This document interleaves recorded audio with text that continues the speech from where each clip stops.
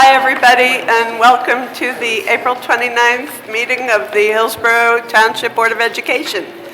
In accordance with the State Sunshine Law of New Jersey, adequate notice of the meeting of the Hillsborough Township Board of Education was provided on April 19th and April 25th to the Hillsborough Beacon and the Courier News. May I have a roll call, please? Surely. Mr. Gillette? Here. Good. Dr. Harris? Here. Mrs. Elridge Howard? Here. Ms. Maroon? Here. Mr. Pulsifer? Here. Dr. Sasan? Here. Mrs. Stats? Here. Ms. Trujillo? Here. And Mrs. Hobbs? Here. We have a quorum. Great. Can everybody please rise for the Pledge of Allegiance? I pledge allegiance. United States of America, and to the republic for which it stands, one nation, under God, indivisible, with liberty and justice for all. Very well. Okay, we have some minutes to approve. First, the minutes from the regular meeting on April 8th. May I have a motion and second, please? So moved. Thank you. Second. Thank you. Any questions or comments on the minutes? Yes. I sent an email today with some corrections. They will include that on the revised minutes. Okay, thank you. And thank you, Lorraine. Okay. Any other comments or questions?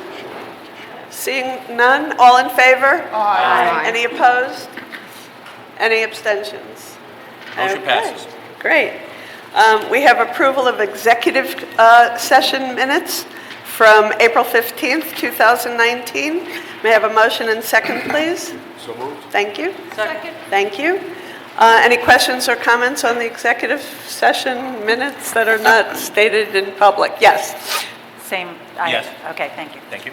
Okay. Any other questions or comments? All right. All in favor? Aye. Any opposed? Any abstentions? Okay. Motion passes. Great. And now we have the special meeting minutes of April 15th, 2019. May I have a motion and second, please? So moved. Thank you. Thank you. Are there any questions or comments? None? Oh my God, what happened? Okay. In that case, all in favor? Aye. Any opposed? Any abstentions? Okay. Motion passes. Great. We received several pieces of correspondence, and now we are going to move on to the public hearing and board consideration of the 2019-20 school budget.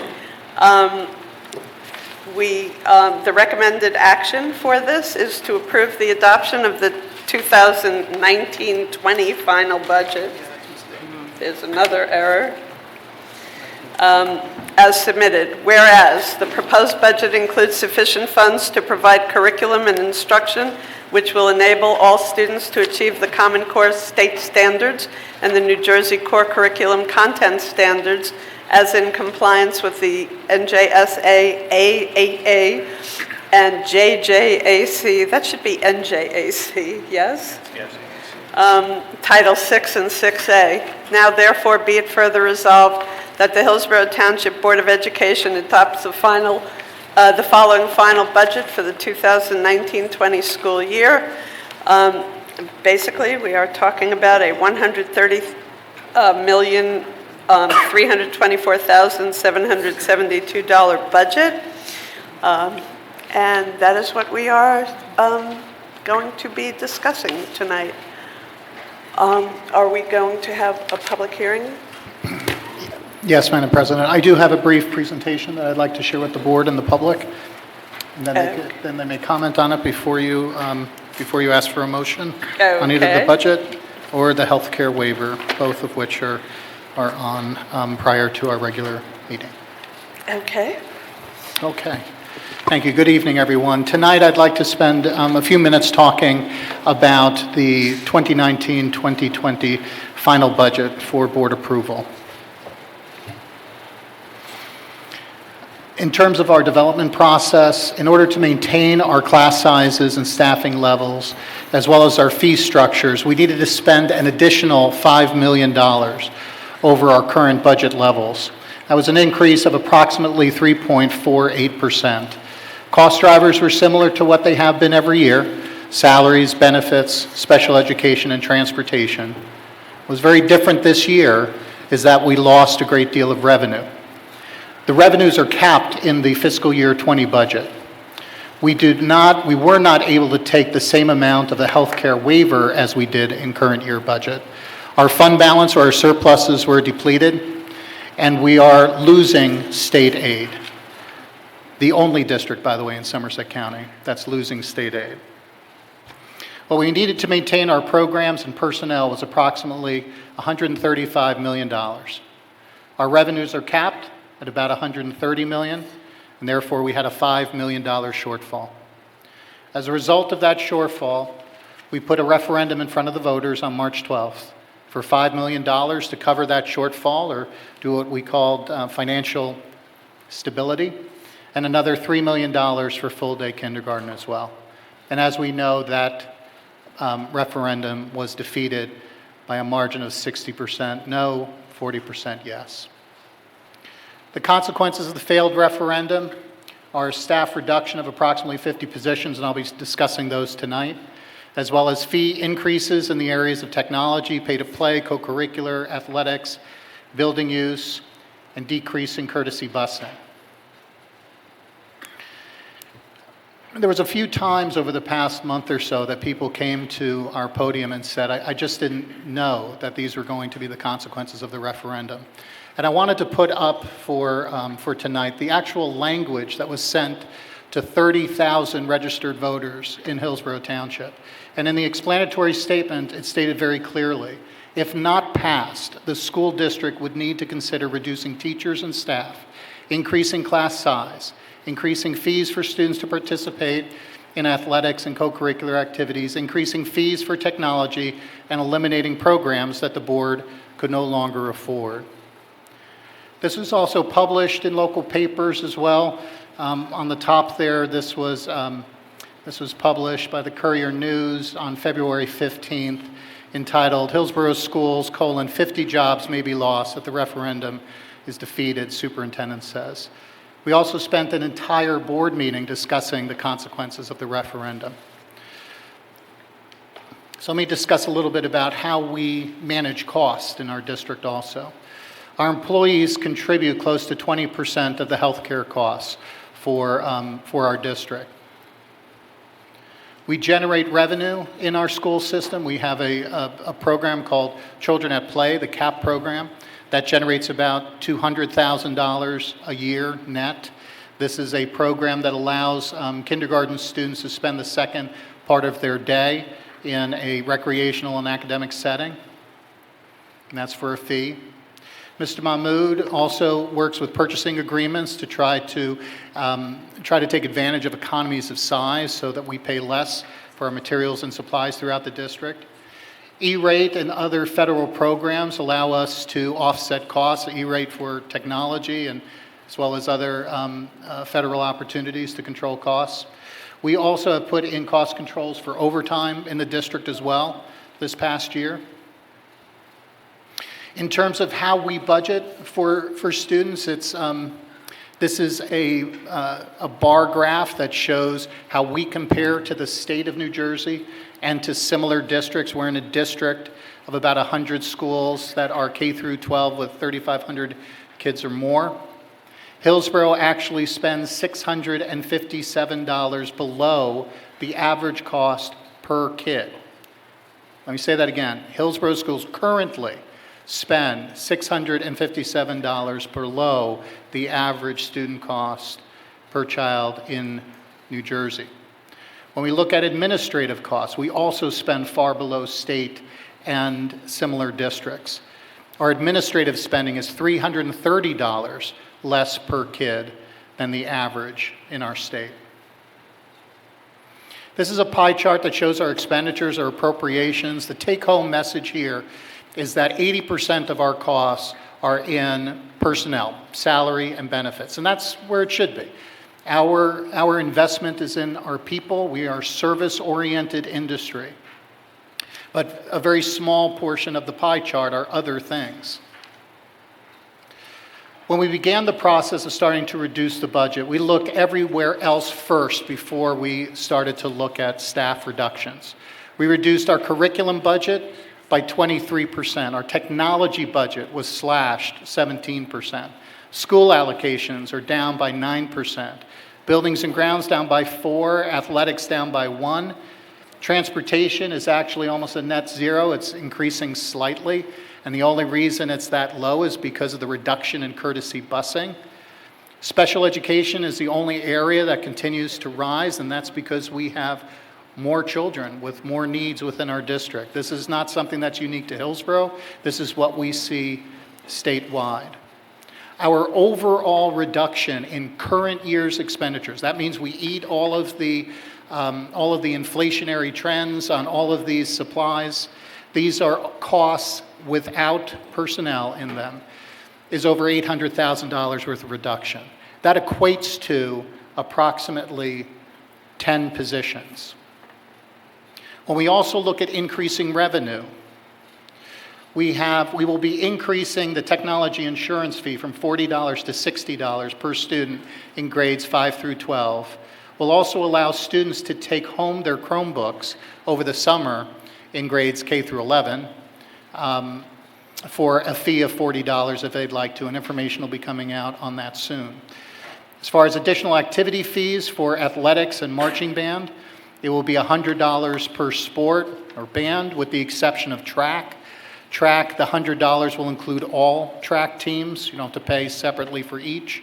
Cheer includes both fall and winter, and marching band includes all bands as well as winter guard. And the reason that those have been singled out is that that's a low per pupil cost for those athletic activities and band activities too. We will also be assessing club and co-curricular activity fees. $50 at the high school, $40 at the middle school, and $25 at Aris. And this includes all activities. So whatever clubs or co-curricular activity a child chooses to do, it'll be a one-shot $50 at the high school, $40 at the middle, and Aris $25. Parking fees at the high school will increase from $35 to $100 per semester. We're also increasing building use fees for those that use our facility as well. The anticipated revenue from making all of these fees and charges will be approximately $600,000. That's a savings of approximately 8 positions that we went through.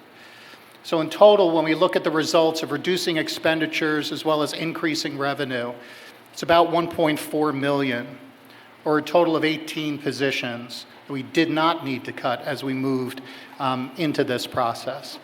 But that wasn't enough. That wasn't close to enough that we needed to begin considering the reduction of staff. I shared this with the board and with the public at our last board meeting, but I'll just review it.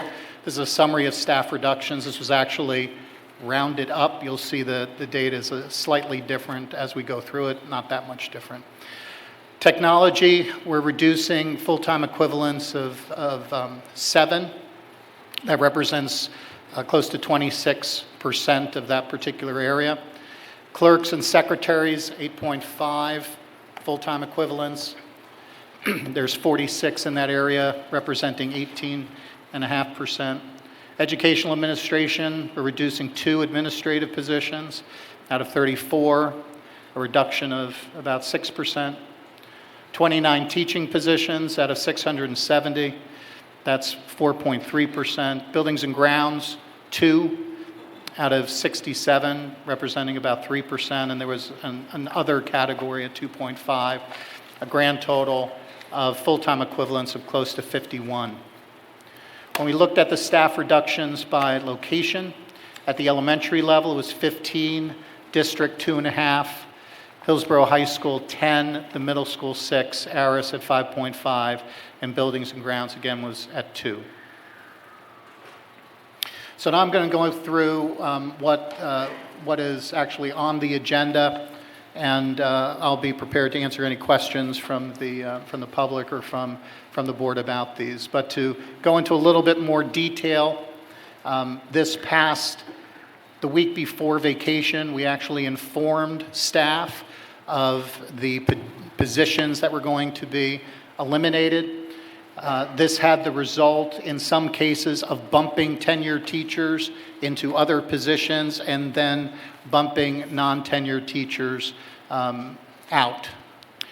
So in terms of the district, we had an occupational therapist, a half-time position, and a speech therapist, also a half-time positions that were reduced. The supervisor of health and PE will not be replaced. Supervising of nurses has been eliminated. The accounts payable clerk also eliminated 5 10-month secretaries and 1 12-month secretary, as well as our community outreach coordinator. That's a total of 12 positions and 10.5 full-time equivalents. In terms of buildings and grounds, we saw 1 custodian and 1 maintenance worker, both of whom resigned and will not be replaced.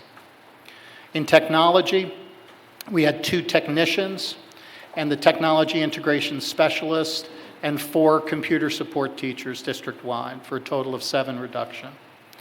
At the elementary level, we're eliminating 2 academic support teachers, 3 reach teachers, and 7 elementary classroom positions. That includes 1 transitional primary and 6 classroom positions for a total of 12. At Aughton Road, looking at reducing 1 academic support teacher, gifted and talented position, health and PE, an instrumental music teacher, and computer literacy teacher, as well as 2 lunch aides. At the middle school, we're looking at eliminating our half-time related art cycle. This is a half-time teacher of art, a half-time teacher of music, a half-time teacher of technology, and a half-time teacher of family and consumer science. Also 2 world language teachers and an academic support instructor for a total of 7. At the high school, we're eliminating 7 teaching positions. Those 7 positions are 2 physical education positions, 1 science, 1 social studies, 1 math, 1 English, and 1 world language position. The crisis counselor position will be eliminated, and the attendance clerk, a 10-month position, is eliminated. That's a total of 9. The grand total of positions that are eliminated for the 2019-2020 school year is 56. Full-time equivalent is 50.8. As a result of attrition and other areas, we were able to not have to reduce by that level, but 37 positions as of tonight are being non-renewed.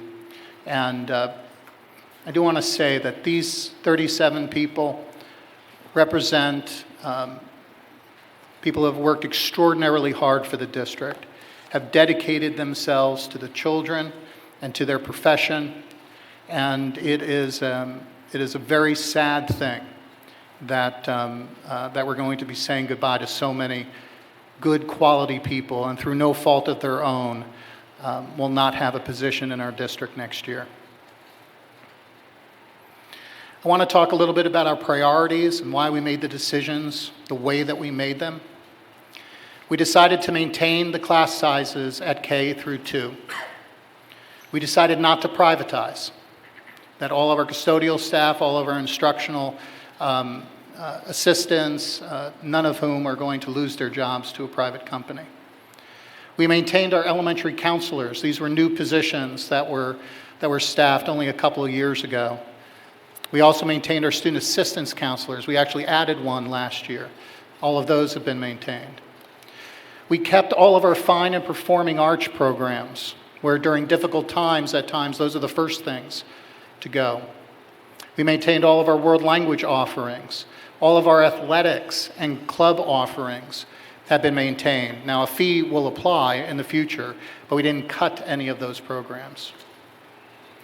We're in the process of replenishing our surplus, which is very, very important. We drained our surplus from $2.7 million down to $800,000. That's an unhealthy level, and we need to begin to replenish those. We are also adding positions to our budget, and that's 3 special education positions and 4 instructional assistants, all for special needs, growing special needs within our district. We're also going to be adding a nurse so that we have a full-time nurse at both Aris and the middle school. So we don't have part of the day where one nurse is covering 1,200 students. We are also committed to assisting those who have lost their jobs in Hillsborough. On May 20th, we will be hosting a job fair, and 20 districts have confirmed that they will attend. That means that people who have lost their jobs can actually come during the day, meet with future employers, and I know that my colleagues throughout the state are very interested in the high quality of people that we have here who will be looking for jobs. Our final budget, as was indicated by our president, is $130,324,772. That is an increase of only 0.33% off of current year's budget. That is an extraordinary low increase. When we take a look at the tax levy and the impact on local taxpayers, we increased the levy by 1.9, which is 2%, which is our allowable increase. We were able to take a healthcare waiver of close to $700,000. That, by the way, is the only change between tentative and final budget. So our healthcare waiver actually increased slightly, and that increase will lead to a slight change in taxation for the average homeowner, and I'll go over that in a moment. And we also had an enrollment adjustment because our enrollment is going up by close to $200,000. The impact then on a homeowner here in Hillsborough whose home is assessed at $400,000 and hasn't been reassessed or changed is a decrease of $37 for the year. Even though the tax levy is increasing by 2.4%, taxes will be going down for homeowners whose assessment hasn't changed. The tax rate has actually decreased by 0.57% for Hillsborough Township. For Millstone, a different story. The levy is increasing by about 3%. The tax rate is increasing by 2.58%, and for a home assessed at $400,000, again, not being reassessed, the increase will be $189 for the year. Question is, could the reductions have been avoided? The answer is yes. One of the ways that we could have avoided it is slowly have done those staffing reductions over the past years and increase fees over the last years. One way that we could have, that this could have been avoided is if the state fully funded Hillsborough Township during the 2012-2013 school year. During that year, we were underfunded by $13 million. That would have helped us extraordinarily. If we're fully funded in special education, we would receive another $1.5 million. We're currently underfunded in special ed by that amount. And of course, if the referendum passed, we wouldn't have had to do these reductions. What more can be done? I'm working with our legislators locally as well as down in Trenton to try to help them to understand our predicament. We're actually a district that is growing, and yet state aid is being taken away. We're a district that is highly efficient, yet state aid is being taken away. We're also going to be looking for emergency aid. The governor has said that this will be in next year's budget. We'll see if it is. If it is, we'll make application for that. We have been working with our legislators to make changes to the funding formula and specifically to change how special education is funded. Currently, the law says that you are funded for special education need based upon a census model, what percentage of students in the state of New Jersey are classified, rather than the actual number of kids that are classified in your district. If you are above that, you're a loser. You don't get aid for the kids that you have. If you're under that percentage, you're a winner. You actually get aid for students you don't have. We're about a point above the state average. And as a result, we should be funded another $1.5 million. We will continue to face future challenges if the law doesn't change. One of the challenges is that the state still believes that we are overfunded, and they're going to take away additional state aid. That could be close to $1 million next year. Not really sure what it is. It changes every year based upon the wealth of the community and the growth of the community. We also still need to get back to the $2.7 million in our fund balance, to have enough surpluses to be healthy and to deal with unanticipated costs as they come up year after year. That, Madam President, is my presentation for tonight. Thank you very much. Any questions or comments on the presentation? Yes, Chris? A quick question, Dr. Schiff. I may have misheard, but it sounded like you said the Chromebooks could be taken home for the summer for grades 8 through 12, but the slide said 5 through 12? I'm sorry, it's 5 through 11. 5 through 11. Right. Oh, actually makes sense. Our seniors aren't going to take right. it. Sorry. Thank you. We need them back. Okay. I guess we'll open up to the public for the public hearing on the budget. We will have a separate public hearing for a public comments section after we vote on the budget. Okay? So with that, public comments on the budget only. Good evening. Sue DeCenzo, 131 South Triangle Road, lifelong Hillsborough resident, Hillsborough parent, Hillsborough teacher. A few weeks ago, I stood here saddened by the failed referendum and the Township of Hillsborough, and I said that you had made a mistake. And tonight, I stand before you, still saddened by the failed referendum and the vote of no to the children of Hillsborough Township Public Schools. And the vote of no was to the children of Hillsborough Township Public Schools. I'm not going to debate how we got into this situation, as it is a moot point. There were many factors: lack of state aid, on-scene expenses for building issues, and maybe some mismanagement by the Board of Education. However, that does not and did not change the situation we are now in. The funds that the Board of Education had asked for in the referendum, had it passed, could have avoided this. And the town voted no.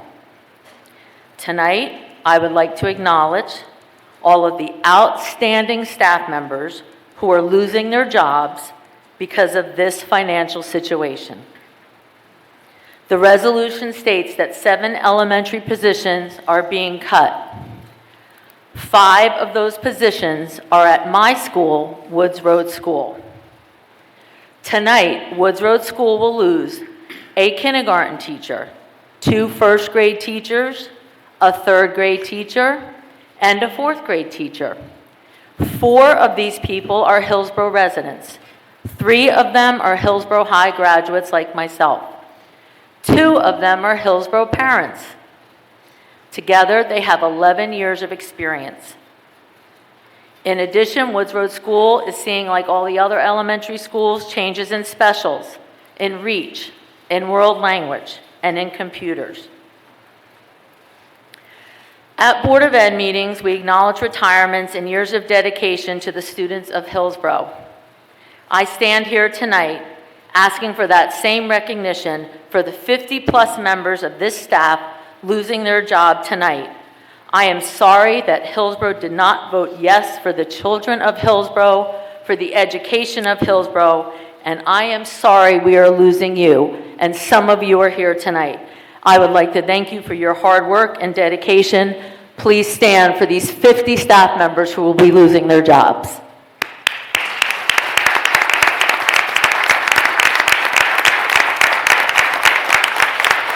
Thank you.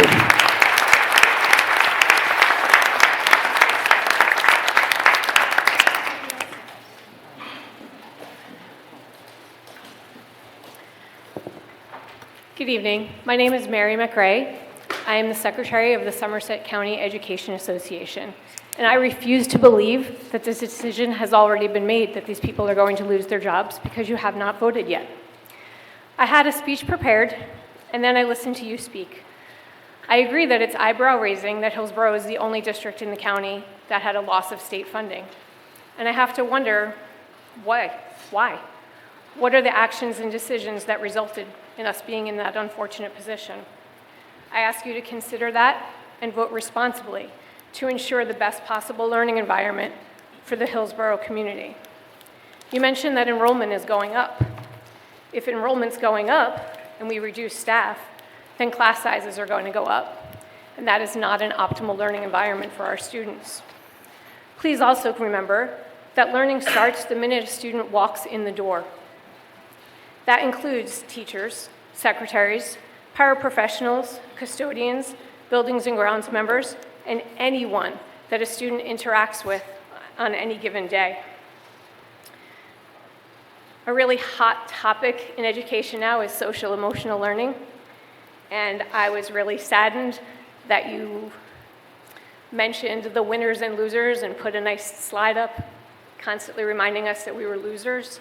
And I would kind of ask that we could reframe that and say, we're an area needing improvement. The quote that struck me most in your speech, however, sir, was that our investment is in our people. Please invest in our people and in our students. Thank you. Thank you.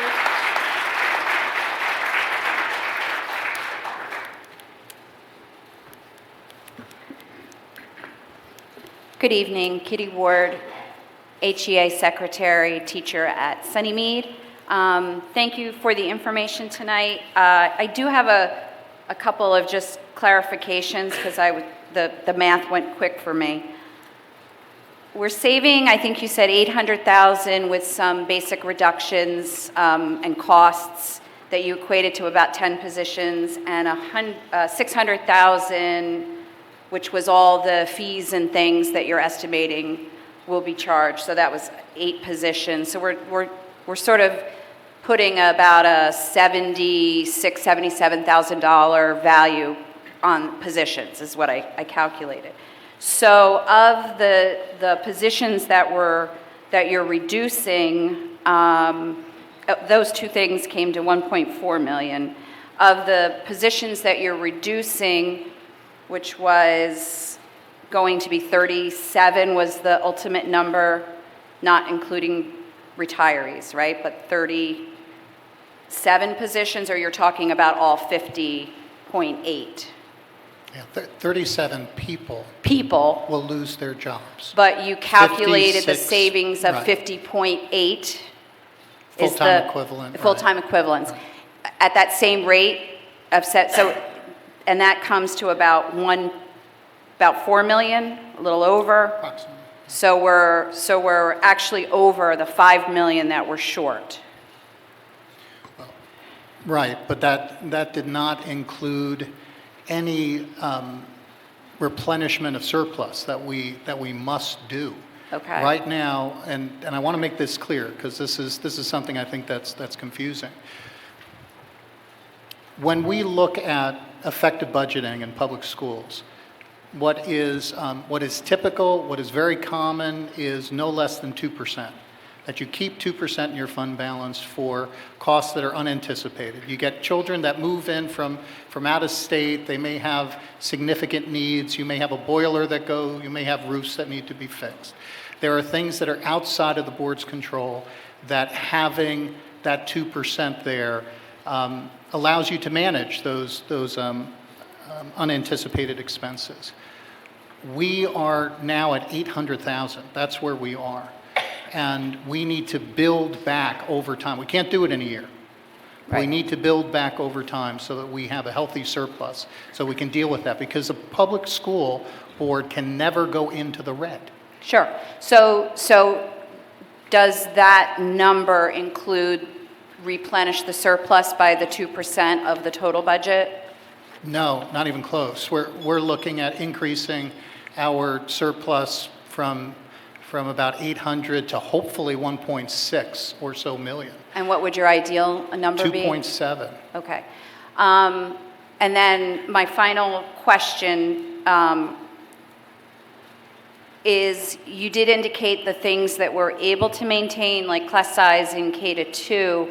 I think it would be helpful And Mrs. DiCenzo already mentioned some of the things, but what did we not maintain that the public would understand? Meaning, are we looking at increasing class sizes in grades 3 and above?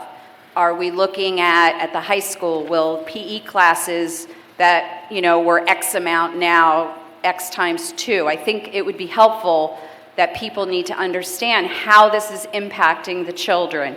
And then the last point, I know that I've just, not here tonight necessarily, but around town, I hear people saying, oh, well, it's not as many positions because people are retiring. And that doesn't work because those people were taking care of children. So I think the public at large, it would be helpful if they really understand how this is impacting our students directly. In addition, obviously, to the people, but I don't really think everyone has a clear understanding of what that means. Yeah, I'd like to reinforce, Kitty, what you said. It's not part of it is about the people who are losing their jobs. We're eliminating 56 positions. There's significant impact on reducing at that level. Over the past few years, we've had to reduce a couple of positions here, a couple of positions there, nothing even close to this. You have to go back almost a decade to when we were in the recession to see numbers like that.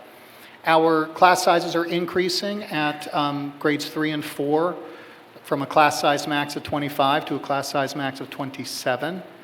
That means over the long term, we would see about 2 kids per class increase.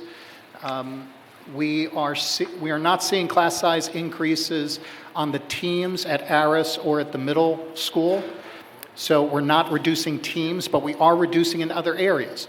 So at the middle school, we are seeing increases, and I'm going to ask my colleague, Dr. Antunes, who actually has that data, hopefully close to her fingertips.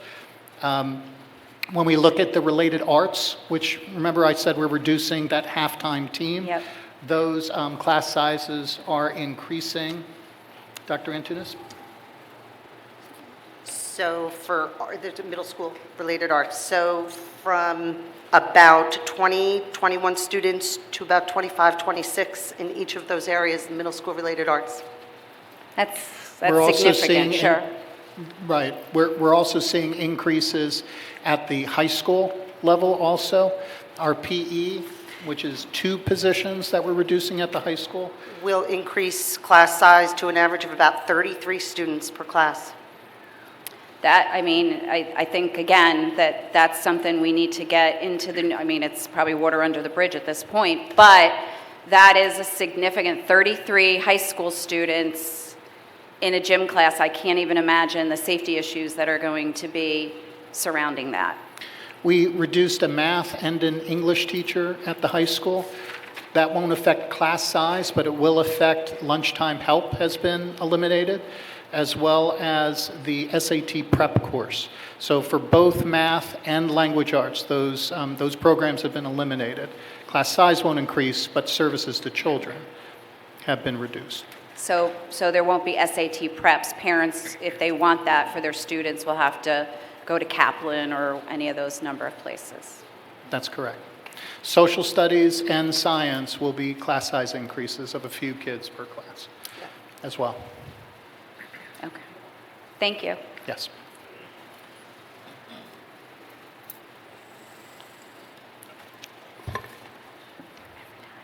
Hi, Amy Salinger, 6th grade teacher at Auten Road and HEA treasurer. Before I get to my remarks, I just wanted to comment on the Auten Road class sizes. While yes, the team size is remaining intact, which we all appreciate, with the reduction of ASI and REACH, that will increase the actual class times because those students will now be on team for those subjects. So class size, even though team size won't increase, class size will. At the March 18th Board of Ed meeting, the tentative budget was presented. It was the first time the consequences of the failed referendum were brought to light. One of the most devastating parts of that presentation was seeing there would be 50 positions eliminated. At that meeting, I stood at this podium and spoke about ideas and suggestions to help with our situation and encourage you to exhaust all options. When I finished speaking, I was called back to the podium by Mrs. Haas. She assured me and everyone in the room that the Board of Ed was looking into every other option. Additionally, we were told that Board of Ed was looking for fixes and would continue to meet on a daily basis to look for fixes as vigorously as you could. That was on March 18th. Here we are on April 29th, over a month later. The 50 positions are now 56. Where are the fixes? What are the details of the vigorous work that was being done?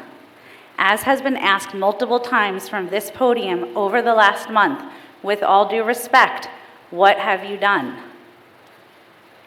Because the reality is, jobs have been lost.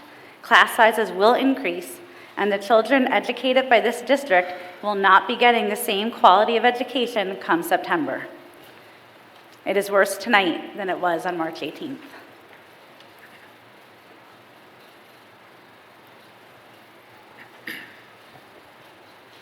Good evening. Henry Goodhue, Hillsborough Education Association, as well as Hillsborough resident, Hillsborough parent. President Haas, I had some specific questions related to numbers, so if you'll permit me, I'd like to ask them to the business administrator. Very brief questions, Mr. Mahmood, if you're willing.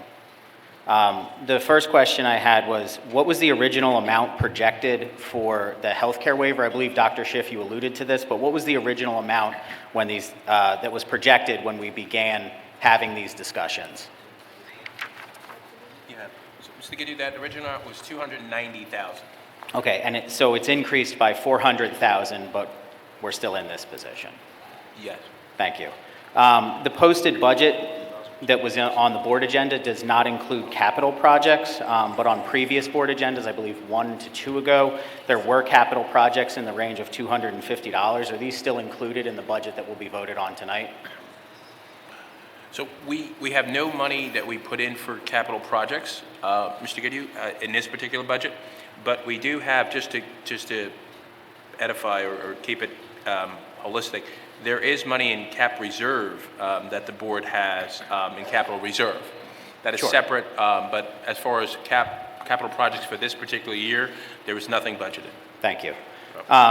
This year, like many years, we've seen retirements.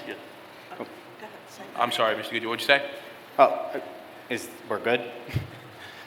I didn't hear it. I was talking to Mrs. Haas. I'm sorry. I'm sorry, I just wanted to add, we did budget for preventive maintenance in our buildings. And that's direly needed, so thank you for doing that. My next question, Mr. Mahmood, was this year we've seen approximately 26 to 27 retirements. Typically, when we see that number of retirements in Hillsborough, the breakage is somewhere in the range of $800,000 to about $1 million. Are we projecting relatively the same range of breakage for this year? So our breakage is pretty consistent, Mr. Goodhue. So we this year we did not build in breakage as something that we would anticipate as additional surplus in the budget. We know we're gonna see results of breakage, but it's nothing that we quantified this year. So what is the plan for that money once it becomes available, once there is breakage? I mean, it would fall into surplus. It would be like surplus money. Would that be surplus or fund balance, just to be clear? Separate. So fund balance is different. Fund balance, we build into it, but that would be considered like real surplus in the budget. Operating budget money that we didn't spend. So that would be like real surplus. Okay, so there would be approximately $800,000 to $1 million of, quote, found money, for lack of a better term. Say that. Thank you. And Dr. Schiff, when you were speaking with Kitty Ward, who spoke before me, I think we were kind of mushing terms together in terms of talking about surplus versus fund balance.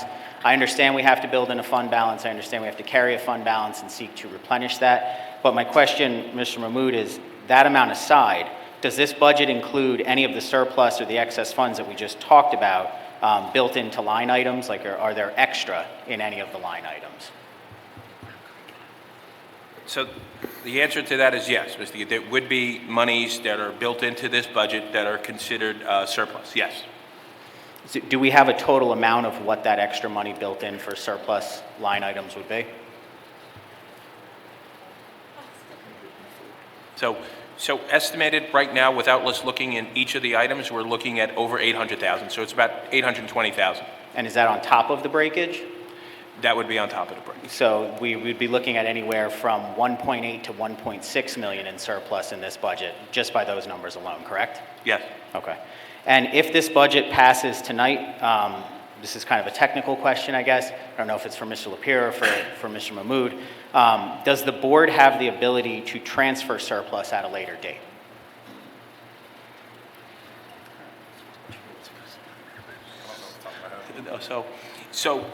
I guess the question, Mr. Giddy, when you say transfer surplus, are we separating fund balance from district surplus? Absolutely. Fund balance, I understand you have to carry that. The county's going to force you to carry that. I'm talking specifically about the fund balance, the found funds that we have, the 1.8, the 800,000 here, the 800,000 there. If at a later date that money's allocated in basic line items, what isn't needed, can it be transferred? So the board has the ability to do transfers throughout the course of the year in certain categories. So if we're talking about, this surplus, whether it's breakage money or the district's generating surplus within the operating budget, the board does have the ability to transfer money. It's not an amended budget, but the board has the ability to transfer up to, there are 10% categories. So looking at salaries as one bucket, and that's the way the chart of accounts is, the board would have the option to transfer up to 10% of its salaries, which could be anywhere between 60, 70 million, and that 10% would not require county approval. So we can transfer. You'll see the board does transfers. This year we've limited our transfers quite significantly, but the board does have the ability to transfer money. And ultimately that wouldn't change the line item number that's approved tonight, correct?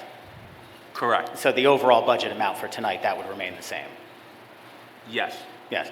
And could that money, should it be transferred at a later date, could that money be used to save jobs for staffing positions or anything of that nature? You could certainly use it to hire additional staff. Yeah. If you, whether that could happen during the school year is a separate question. Yeah. Sure.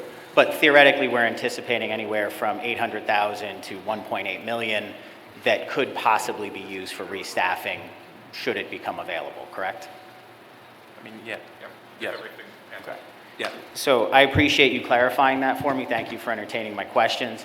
I guess ultimately that draws me back to the points that my colleagues raised tonight and that residents did as well, which is whatever you're doing tonight must be done through the lens of how it impacts our kids and how it supports the staff. And if you have in any way the ability to maintain the budget that you have set out and replenish jobs anywhere from 800,000 to 1.8, 1.6, whatever that would be, that is a significant number of jobs saved.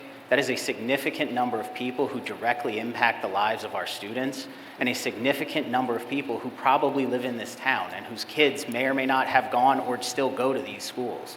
So when you vote tonight, I strongly encourage you to not look at just basic numbers, not look at just 56, because it's not just 56. Even if you build attrition into that, those are people who impacted the lives and the educations of our kids.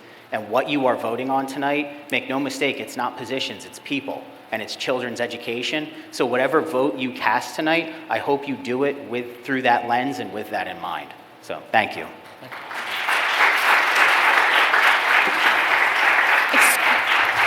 Excuse me, Mrs. Haas. Can I interrupt one before the next speaker?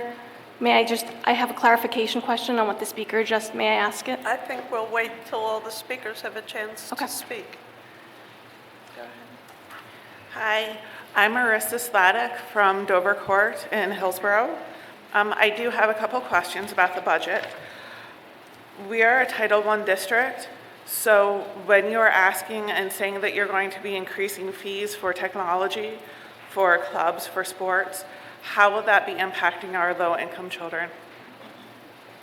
My next concern is with the staffing. So I understand that there will be an OT and a speech that will be taken away from this budget. So how does that impact our children who need those services?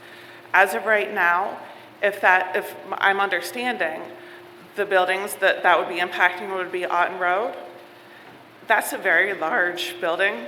You would have, one speech pathologist, one OT to be servicing the large amount of kids that would be needing those services, plus those pathologists, those people who work with our children would need to be in charge of writing the IEPs, attending the meetings, which then removes the time period that they can directly service those kids, because that is in our IEPs, that time cannot be made up. So that's not just impacting everybody, that's impacting our kids that need those services. My next concern has to do with the academic support. Are you meaning the ASI teachers, or are you meaning the teachers that go into the classrooms, the resource teachers, the inclusion teachers that our kids do need in order to have their IEP serviced appropriately? How will that impact the ratios that are directly going to have with our children? It seems, I heard that there will be a crisis counselor that will be removed. How will that impact our children who have mental health needs? It seems as if our most vulnerable kids are going to be directly impacted, not just once, but twice. When you increase the class sizes, you have kids who have inclusion as their least restrictive environment. You might have a kid who needs a lower class size in order to learn, but with 37 kids in a class, they're not going to be able to do that. I'm very concerned that this budget directly impacts our special needs kids. And I'm asking what your plan is to help remedy that for our kids. Thank you. I'd like to address a couple of questions or concerns that Mrs. Sladek brought up. Actually, special education is one of the only areas in the budget that's actually growing. So we're adding 3 additional special education teachers and 4 additional instructional assistants. The halftime OT and the halftime speech position that are being reduced because it is not needed within IEPs. If there is that need, we'll need to hire. It is a required program, and that's what we have done, and that's what we will continue to do. Hi, Donna Griggs, 6 Tally Ho Trail. I live in Hillsborough. I also teach at the high school. And it's just disappointing that we're in this spot as both a parent and a teacher. I have a couple questions about what I saw in the budget. The REACH teachers, 4 of them are being eliminated. Is it saying that the program's being eliminated at the lower levels if we're eliminating 4 teachers? No, what's happening is that we have a REACH teacher in each one of our elementary schools. The REACH teachers will be shared between 2 schools, and there is the first and second grade program is a whole class enrichment model. Right. That will be taken over by our school librarians, our media specialists.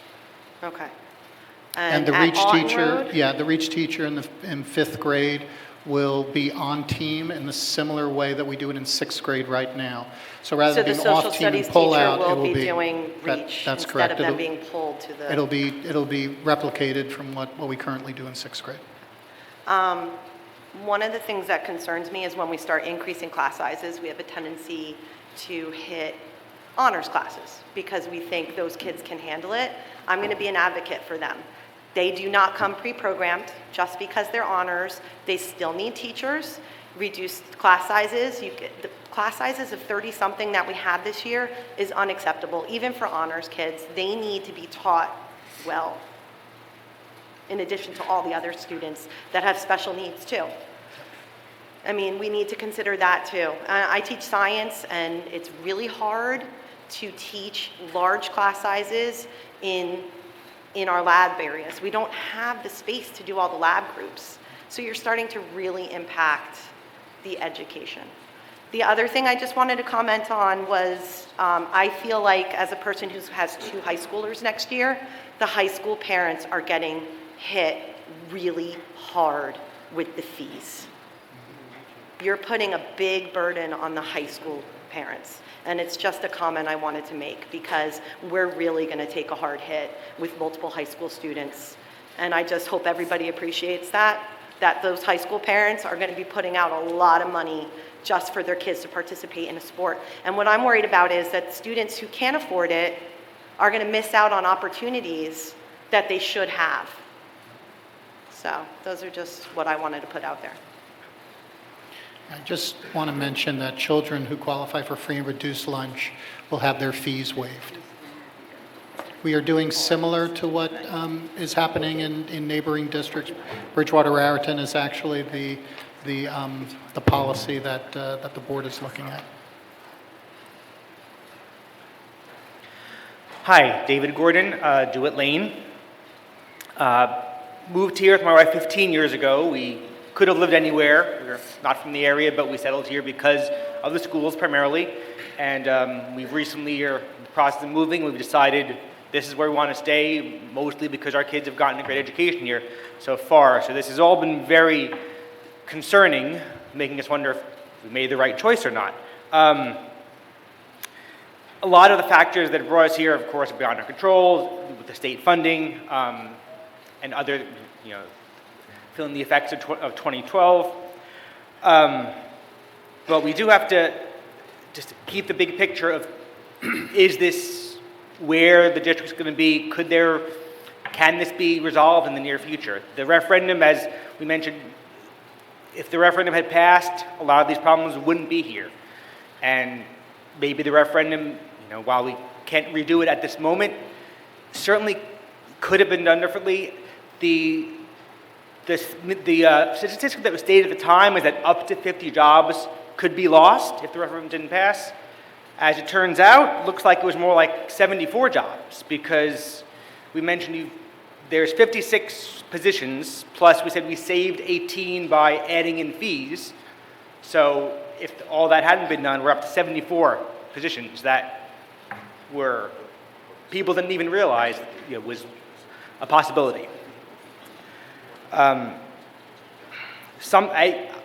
do hope that the plans, if nothing can be changed, that the plan going forward is when another referendum happens or when state funding comes in is to reinstate what is being lost and not just to make a new status quo. Even in that case, there still will be long-term effects. There'll be effects of students who have to have a year of, hopefully only a year of large class size, of lost programs. There'll be effects on school climate. When a school like Woods Road is losing 5 teachers out of around 20 classroom teachers, that's going to affect school climate, which ultimately will probably affect children. And as much as the teachers, are professionals, that the lack, school climate is an important factor in education. I did have specific questions about REACH, which I guess the last person up here mentioned, and about REACH is a big deal for our family. Both my kids are in it, and that's, again, one of the factors that kept us here. I think I've had both children who have kind of had a hard time finding their way in school, and REACH has really helped them a lot to make it a good experience, and not just the class, but having certified gifted and talented teachers running those classes. So the idea of having the 6th grade model where there's a general teacher teaching a REACH class, I have to wonder if that means every sole choice teachers will be gifted and talented certified, which I'm guessing not. So that is a real concern that I have. Thank you. Thank you.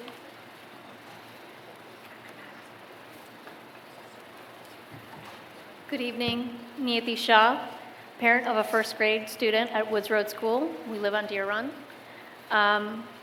We're facing a lot of tough choices right now, and there's no easy answers. As a parent of an elementary school student, I can say that I saw that a lot of the teachers at our school at Woods Road are facing, the possibility of being let go in the younger grades. And I think the younger years are the years that are the most impressionable, the years where you need the teachers who are kind, who are enthusiastic about being at work, who truly love their kids. And I truly hope that whatever decisions are made, we try to keep those people who love our children, who want to be in class, who want to be in school, who want to be a part of our kids' lives outside of the classroom. My son has been privileged to have that experience this year. And I would certainly hope that for the students that come after him, they would have the same experience with the same types of teachers. That's all. Thank you. Thank you very much. Before the next speaker speaks, are there any other people who are planning to speak on the budget tonight? Would like to get an idea of how much time we need? Okay. Good. Anybody else who wants to come up now, please do. Okay. Hi, I'm Mitchell Friedman, Hillsborough High School student. So I, along with a lot of my classmates, have been raised to be self-sufficient and to kind of spend our money accordingly. And these added costs on parking and being a member of clubs and playing sports is really going to hit hard for a lot of the students who most of the time can't get paying jobs until they're 16 in the state of New Jersey. So it's definitely really hard for a lot of us to be able to be like okay with this new budget, because I have to pay for gas, I have to pay for insurance, and on top of this, $100 fee per semester for parking is just more money out of my pocket that I'm not going to be able to spend. In addition, I've been running cross country for the past 3 years.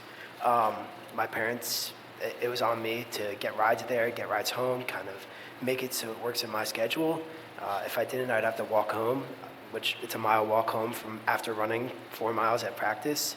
So then to be able to spend this money to be a part of the cross country team, I don't know what I would do. So this is really hard for a lot of the students at Hillsborough High School as well. So thank you. Thank you. Thank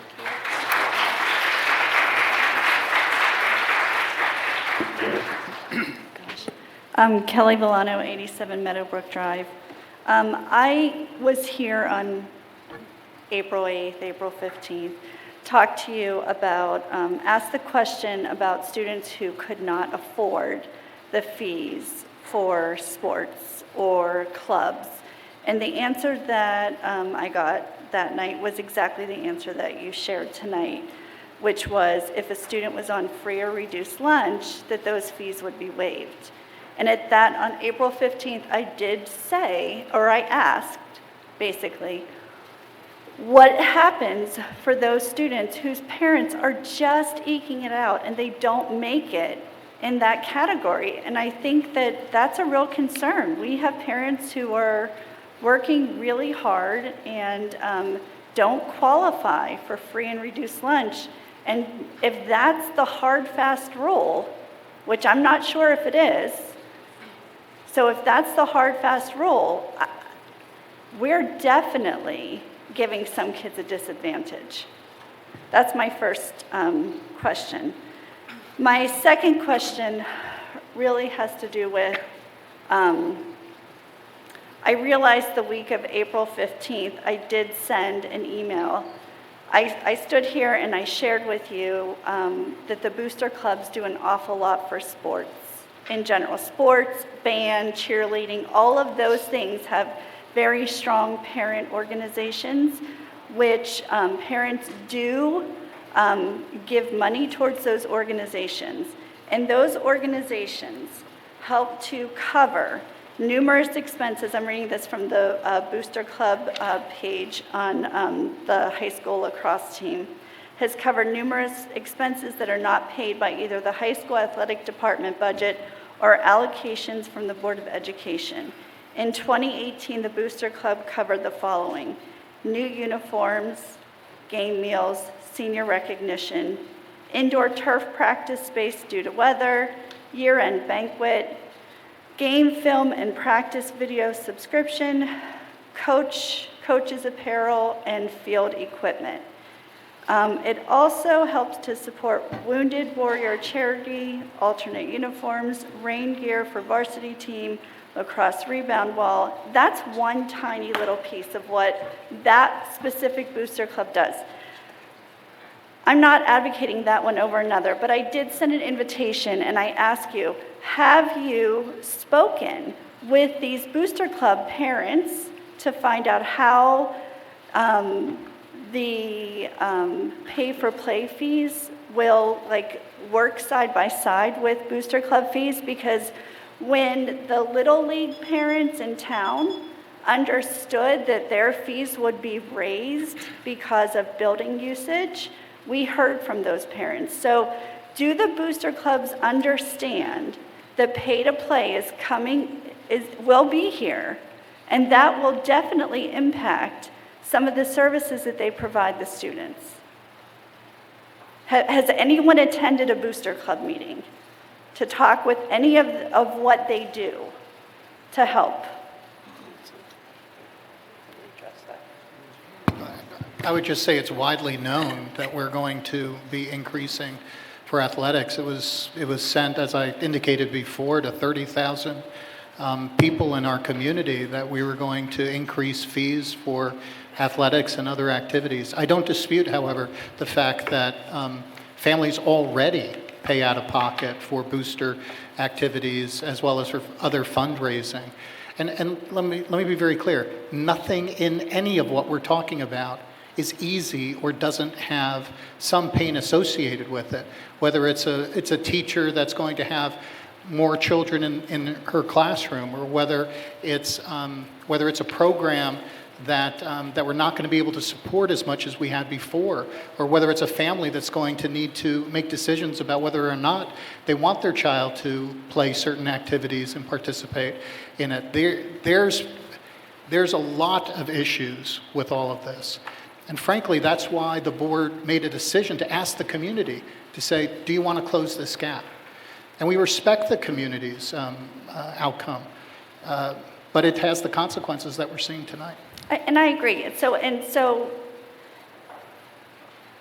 Dr. Schiff, you and I had a conversation after the April 15th meeting for over an hour one morning, and we did, going back to what Kitty said, we can't go back, we can't change it. There was a lot of things that the community didn't understand, even though to people in the business, they understood, but the regular person doesn't understand. So just to ask a couple of clarifying questions, even for today, Ms. Haas did say that there are some budgeted maintenance types of things that are in their maintenance. Preventative maintenance. Preventative maintenance. So if I'm understanding this correctly, we need to build up the surplus to take care of whenever we have problems like the mold remediation issue that happened. Is that correct? Whatever the unanticipated costs are. And the common rule of thumb in public sector finance, and especially in public schools, is about 2%. 2% is over the past 5 years, can you give me maybe a number of the year that we had the highest costs that were unanticipated? I would defer to my colleagues. I don't know if we have that right now. I think one of the years, Ms. Milano, that I think we had the major crisis with our HVAC, that was probably 2016, 17. And that was unanticipated expenses that, were in the millions between, and I believe that was HVAC crisis that we had. There was mold issues. And then there's also, as Dr. Schiff had mentioned, there's the unanticipated special needs costs where there are some mandates that we're required to pay for throughout the year, whether it be special needs costs or busing or transportation. So I think teachers and assistants, right, instructional assistants, things like that. But so there's definitely lots of issues that would come in. That particular year, though, I think was more HVAC highlighted and 17-18 as well. So 16-17, 17-18 were two anomalies in the sense that our systems went into failure. I mean, they absolutely fell apart. Okay, so what happens if we have another anomaly next year and the year after and the year after that? I feel like we are going in a straight uphill, and we are climbing it and we're not getting anywhere. And I'm sorry, I teach here, I love this district, I love that my kids have technology, but I go back to, we did technology really quickly, really fast, and part of me says that's the elephant in the room. Nobody has talked about how much money that has cost us year after year. So I also want to say that when those fees get raised, and I'm looking at paying $60 a year, do I have the option to buy my child's own computer? their own Chromebook, because I think parents need that option. This is another expense. So, and maybe you can't answer that about the technology piece, but it definitely is something that has taken a lot of our budget over the years. And Yeah, I do want to say that the technology budget, the resources that we've provided for teachers has been reduced by almost a third in this budget. We have also redone some of our leasing agreements in order to spread that out over a longer period of time. But we are having conversations at the board level about, as leases come due, do we begin to consider going to a bring your own device type of district, and are we that advanced that we could do that and still maintain the quality of our work? So those conversations are happening. Okay. And if state aid continues to be reduced, we won't have much of a choice. I mean, those are going to be the very difficult decisions that the board will be faced with in the future. I hope that won't be our future. I hope that we will be successful at changing the SFRA, the School Funding Reform Act, and I hope that our legislators will help us again and give us some additional aid, and if not, that we can go back to our community, learn from the failed referendum on March 12th, go back to the community in the fall and say we still need help. We want to see if we can add additional resources, bring back some of our teachers, lower our class sizes in the future. Okay. Two other things, and I apologize that I'm over my time limit. Does Bridgewater have a annual fee, or does it have a cap in terms of the fees that they charge for clubs and sports? I don't know the answer to that. I'm not certain, but we'll check. Okay, because I think that if we're modeling ourselves after Bridgewater, then we should model ourselves after Bridgewater. If they have a cap, we should have a cap. Sure. And I think I had a second thing, but I lost it because I don't know. All right, thank you, guys. Thank you. Good evening, Paul Rafalowski, 22 Walker Drive. Really just two things, not really a question, but maybe just a thought, like food for thought. So what I'm about to mention, I don't say lightly, as a building administrator myself and someone who's worked in central office. I'm married to a teacher, so I say this probably knowing that it's not the most popular thing. But I'm just wondering if you guys ever considered, and I don't know what your organizational structure looks like in terms of your district level supervisors, but I have experience in working in a district, a K-12 district with 7 schools, high school, middle school, a 5, 6, and 4 elementaries. And what we did really back in 2010 when Common Core was just coming out and we were worried about benchmark assessments and writing new curricula and all these types of things, we were able to do that work from the ground up with really a skeleton central office staff. And I know that saying this is not going to make the assistant superintendent of C&I very happy, but we were able to do it with a K-12 math and science supervisor, a K-12 humanities supervisor who was responsible for English and social studies as well as ESL. And then a curriculum coordinator, which is essentially what my first administrative role was. And I had everything else. So health and PE, as a math teacher, by the way, as a former math teacher. Health and PE, business, fine and performing arts, G&T, like pretty much everything that was left. And we wrote curricula for all of those areas, aligned them to the Common Core state standards, to the New Jersey standards at the time, and benchmarked everything. It was a monumental task. We probably had about 50% of the kids that you guys have here too, so that's not lost on me. But I'm just wondering if you guys, if that was, in terms of your discussions, if that was ever a discussion, not asking for an answer tonight, but if it is, and it's able to bring back additional teachers and folks who are most proximal to kids, that work can be done, as difficult as it is to have that conversation. And again, I say that to you as a building administrator. We had to wear a lot of hats, but we were able to get the work done. So that's just my thoughts. Really, I just want to thank you guys for the work you're doing. I don't envy the work that you're doing. It's incredibly difficult, and that's my thoughts. Thank you. Thank you. I do want to make a comment about the curriculum instruction area and central staff.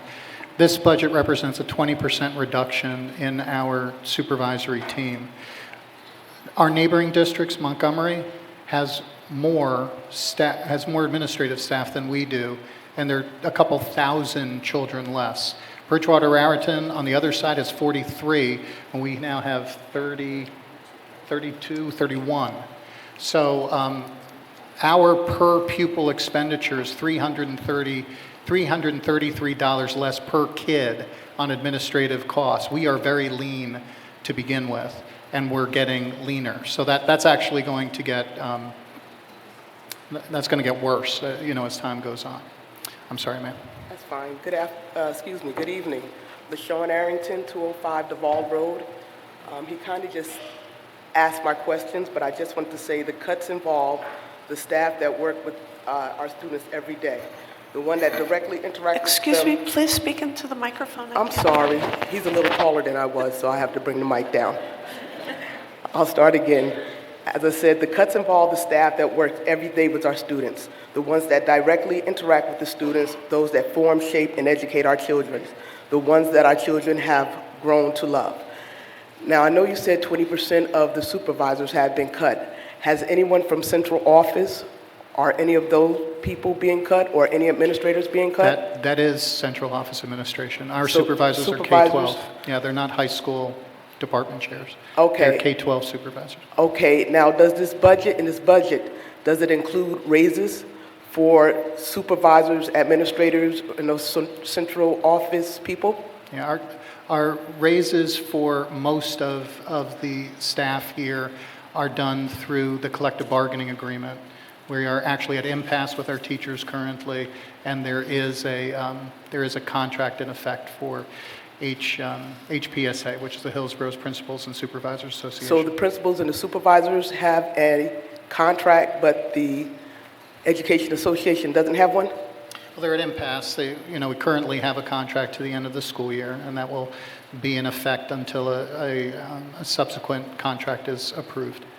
So with this budget, it's pretty much affecting the people that don't really work hands-on with our children, but it is affecting the ones that do work hands-on with our children? No, I think the answer is both. It's affecting those that But do it's only work 20%? directly as well. Okay. No, actually, the highest percentage of reduction is technology curriculum supervisors was very high. But what the lowest percentage were our classroom teachers, where that reduction was. I think that was close to 3% when we had 17%, I think, or something along those lines of technology. People were reduced, clerical, administrative. Okay, and just one more question. Of the supervisors that are being cut, how many is it? Two. There's 56, and then there's 2 supervisors. We have 10 supervisors district-wide, K through 12. 2 are being reduced. Are they full-time supervisors They or? are full-time. Okay, thank you. Thank you.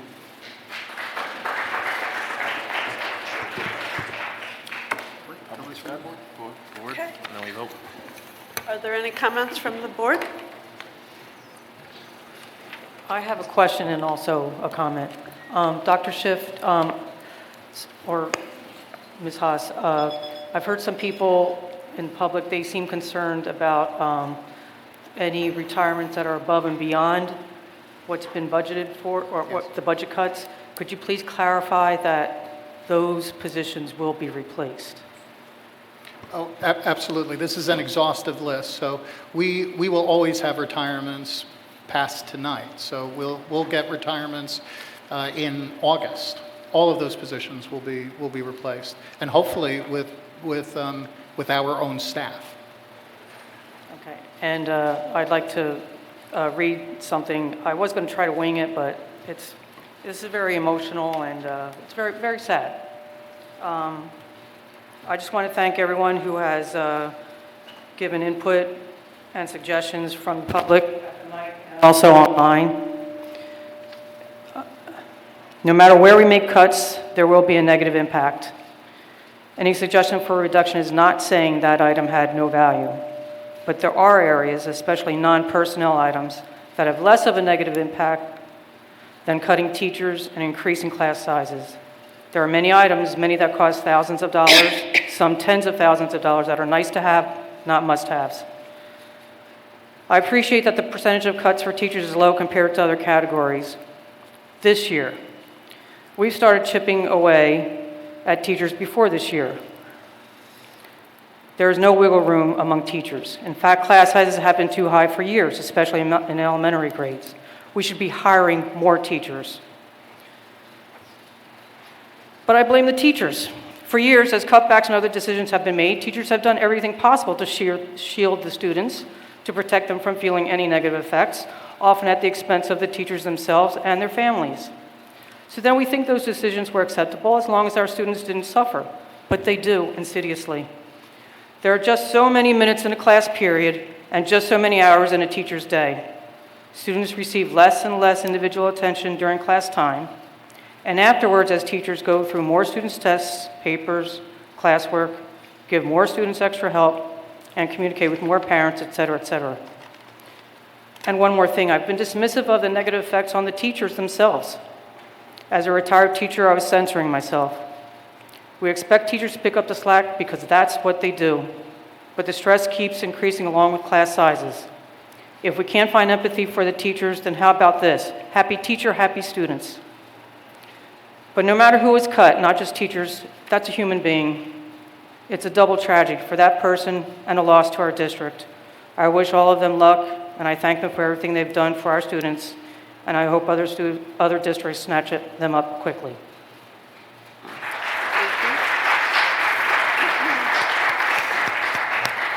Are there any other comments? Yes, Jane?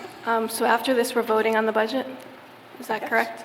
So I had a clarification question about Mr. Goodhue's question on fund balance versus surplus. If I can just, I think, I was confused actually for the exchange, but I think fund balance is funded by surplus. Is that correct?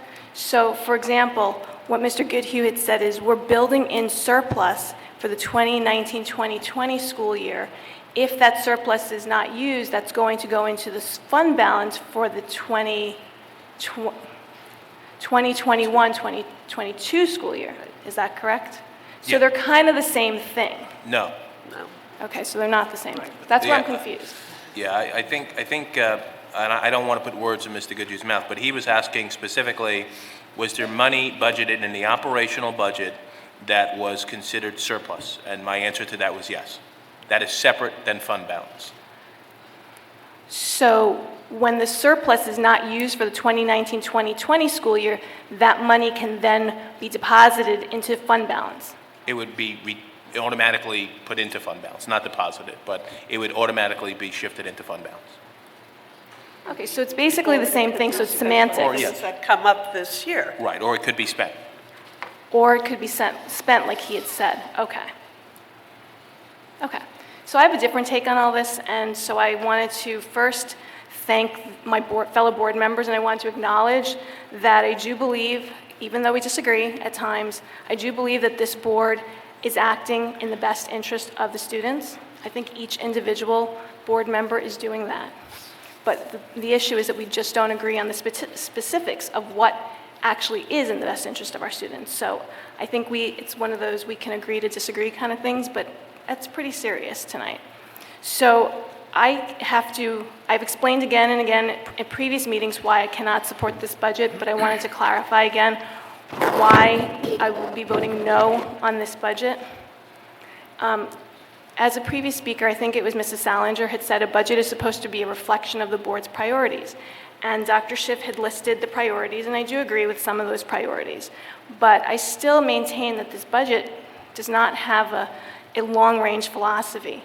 It's like a haircut, like we're trimming a little bit here, a little bit there. And what really disturbs me is that the areas that we're trimming are core subject areas. So at the high school, if we're cutting, and these are, except for world language, so math, science, English, social studies, and physical education, those were my 5 top areas in terms of like if we were going to be budgeting from the ground up. That's why, like, I guess the question is, why do we exist? We exist to educate our students in those areas. So I just don't understand. And I think that if we pass the budget as it's crafted tonight, next year at this time, we're going to be in the exact same position. We'll be cutting some more. So I had sent an email to the board over the weekend. It was just a forward about questions that I had asked about HVAC and so forth. And I think, so I wanted to clarify for the public. So I've been thinking a lot about how we've got to this situation, and in the presentation earlier, there was the listing, hang on. There was the listing of managing costs and, cost drivers, revenue decreases, and then consequences. But I think that something else that hasn't been talked about is the ESIP program. I think the issue with the reason we're in the current situation is that this district made some assumptions on its energy savings through the ESIP program that did not materialize. And worse, it caused other problems. Specifically, and I think Mr. Goodhue had started along this line of asking the questions, in 2016-2017 school year, that budget, during the 2016-2017 school year, there were line item transfers to the tune of $1.4 million for HVAC and energy and $300,000 for special education. That was a total of $1.7 million in transfers. And so that fund balance, that surplus that year was able to fund this current year's 2018-2019's fund balance. Does that make sense? So like that surplus was able, we were fine this year. We had no problems. Everything was fine. But in 2017-2018, we had line item transfers of $2.1 million in HVAC and energy and $1.1 million in special education for a total of $3.2 million. And that was that. So that money got transferred to the 2019-2020 school year. And we were not able to maintain our $2.5 million in fund balance. We're down to $800,000. So I think that that is actually the root cause of the situation that we're in. You know, ESIP was touted as being, this was going to really save us money. It actually was, it really hurt us. And I think that's the reason, because if you look at how the referendum was, the $5 million that was besides full-day kindergarten, you had $1 million in state aid loss. That hasn't, you know, that was going to happen, but that's not the cause. $2 million in rising costs, but the $2 million in fund balance, that's the one thing that could have been avoided. So I think that we need to add that in terms of the reasons why we're in the situation that we're in. And I think the public needs to know that, because it's very unclear when you look at all the things that we're talking about. They don't add up to $5 million, but that adds up to $5 million. And so I just feel that I just can't support the budget the way it's been crafted. And just one final thing is in the referendum ballot question, in the presentation earlier, you'd mentioned, or you'd put down, if not passed, school district would need to consider, you know, all the reducing things. But the one thing that we did not do was the very last part of that thing was eliminating programs that the board could no longer afford, which was what I was putting forward to this board. And I was begging this board to eliminate programs that could be more easily reinstated in the fall with a fall referendum. So.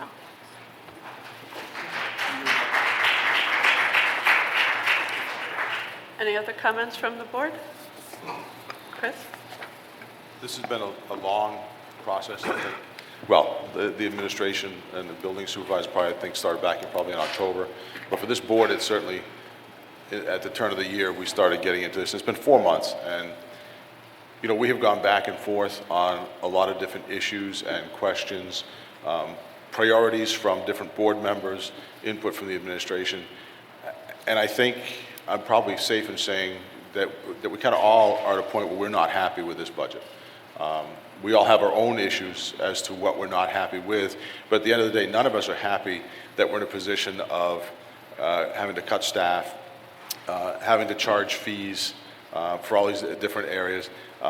None of us are happy with this, but I think whether it was HVAC and the ESIP or who knows, I mean, to try and pick one item that put us here, I think leads us down a bad path, because there are a lot of variables that came into this.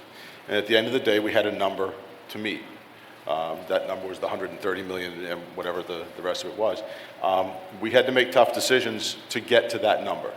And I think regardless of how we feel about this and about the specifics of how we cut the budget or how we set the budget, I think we're all unhappy with it, but I think we're doing the best we can with it, and I have to support it because we're doing the best we can. Not that we're doing something that's great that we should all be proud of, but because we're doing the best we can in the situation we're in. And really, that's all we can do. We can look back at 2010 and 2012, we were 13 million underfunded, and there's a lot of things that contribute to that. But at the end of the day, we have to set a budget for next year, and that number is the 130 million. There's nothing we can do about that, except, I guess, to go lower and cut even more, which is really a bad idea. So that's where we're at, and I think regardless of how we all feel individually about specific items that we did or didn't impact in the budget, I think collectively we balanced our priorities and came to the best situation we can. Thank you. Thank you, Chris. Anybody else? Yes, Lorraine? I think the humanitarian part of me wanted to ask for a salary freeze across the board. That was my first priority because I said that could solve the problems for everyone except the people who are getting the salary freeze. And it's not that I didn't appreciate what they do, because having been a teacher, I have worked from 7 o'clock in the morning, sometimes until midnight, doing things for the students that I loved in this district. And I continue to try and think in the realm of what is best for the students in the district. And this is definitely not an easy chair to sit in and make a decision at this point. I am very disappointed that the referendum didn't pass. I think part of that is the way that we communicate with the public who are so busy running their children here and there and everywhere that they don't have time to even read the condensed version of the Hillsborough Beacon that comes out once a week now. And it's not all just Hillsborough community information. So they probably put that to the side. I don't know what they use it for. But I think that in looking at what we've discussed in the past 4 months, we've tried different angles for everything. We're coming up with the most effective way of solving a problem right now. But this problem is not going to stop with this budget. Because if you look at Hillsborough, it's being built up. I've lived here 30 years. You end up seeing piles and mounds of dirt wherever you go in the district. It's building, it's growing, and we have affordable housing, which needs to be done for the state, but that gives abatement sometimes to builders. That puts the burden on the taxpayers, or it puts it on the school board. We're educating children that we're not getting tax increases for. We need to look at that. We need to work with the other members of the township, because our town is not going to be very stable if we keep ignoring problems and putting them behind us. We also need to start looking, I believe, at next year's budget tomorrow. And we need to balance things the best we can, knowing that state aid may not come. And I hope to be going on May 16th, I believe, to the Legislator Day in Trenton to be able to talk to some of our lawmakers about the state we're in. And I'm sorry that we're losing good people, because 10 years ago, I guess, when we were facing this, I was one of those people who bumped some poor first-year teacher off their position. And I regret it every time I look at the budget. Thank you. Thank you, Ann. You want to go? Go ahead. I forgot you're in line. You next? This is us.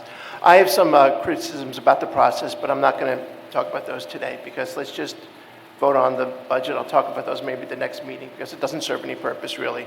to talk about process, because the process is done now. I thought, thank you, Dr. Schiff, for your presentation today. Thank you, board members, for working on this over the past several months and many meetings. Dr. Schiff, I think the best slide you had in your presentation was the pie chart, really.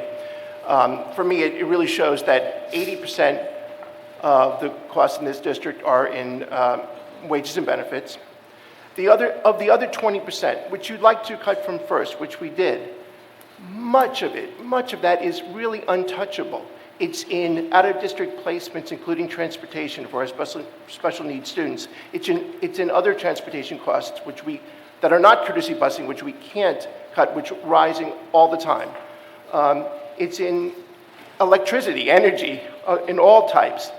We have to have the lights on. It's in a basic level of supplies for our classrooms, and I know teachers supply a lot of it, but we supply stuff too. Dr. Antunes knows. We have to have a basic level. You can't cut to zero on that.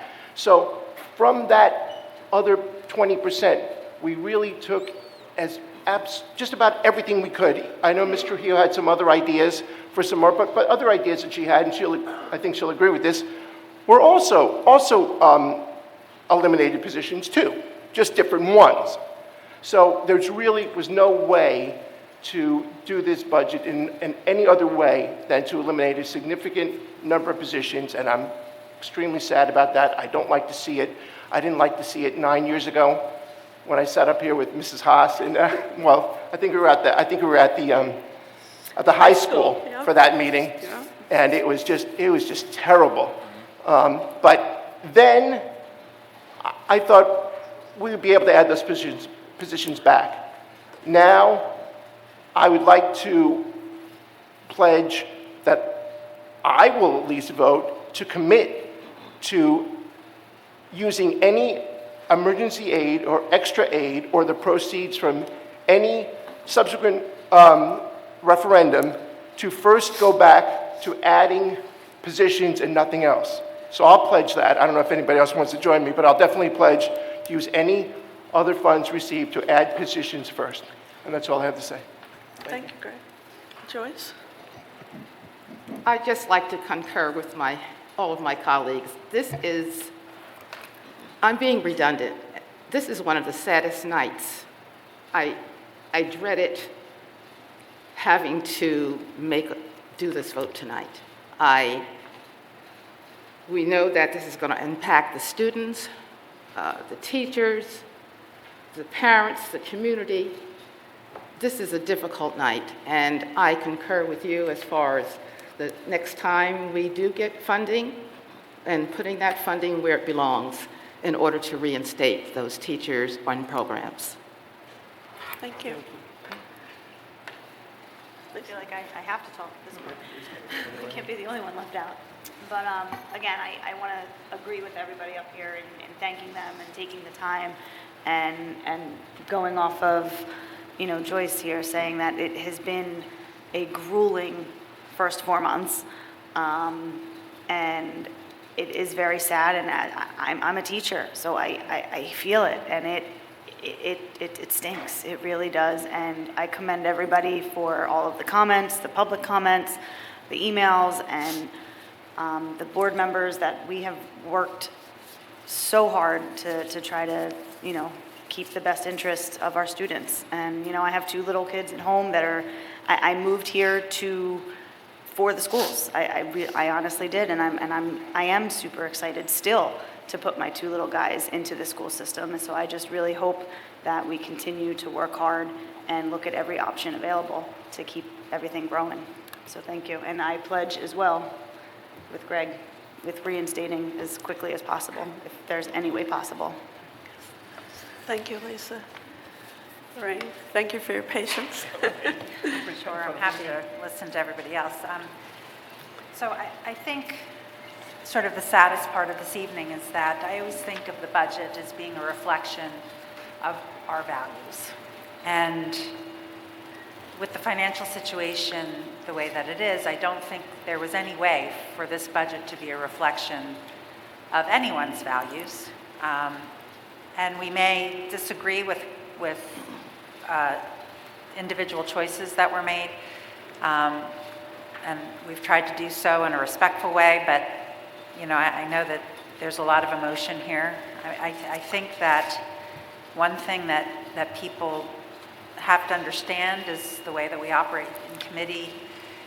In the Education Committee, of which I am chair, we looked at every teaching position and what the cost of that position would be with respect to numbers of kids affected, number of class size increases, and none of it was pretty. We tried to make choices, as I know Dr. Schiff recommended choices to us based on what we thought was going to hurt the least. They all hurt, no matter what. And with respect to what Dr. Harris said, we have already put on the agendas for the Education Committee over the summer to look specifically at some programs as a whole to see what the use of that is with respect to kids taking, selecting different courses and things like that, because there is going to be more pain, unfortunately, unless something happens, whether that's another referendum where we can try to solve some of these problems for a longer-term solution than just a year. These are all things we're going to have to consider. So I think going into this with our eyes wide open, continuing to have as fruitful discussions as we can without briefings to the board where possible, so that everybody's on the same page if we unfortunately have to get into a situation next year that is costing us people, which is our greatest resource. One other thing that I'll just throw into the mix is that pie chart up there, 2% was curriculum and instruction. We are a school district. This year, we actually got lucky that the curriculum was health and PE and visual and performing arts and world languages. Next year is math. I don't know that we're going to get away with 2% next year. In fact, I would hazard to think that we're going to need probably at least double that, if not more. Professional development has been cut to pieces. And so, the staff that are remaining, we're not supporting them in the classroom with computer support teachers and things like that. We're not giving them appropriate PD. We need, as a community, not just the board, because I know the board values all of these things, but the community needs to understand that this is not sustainable.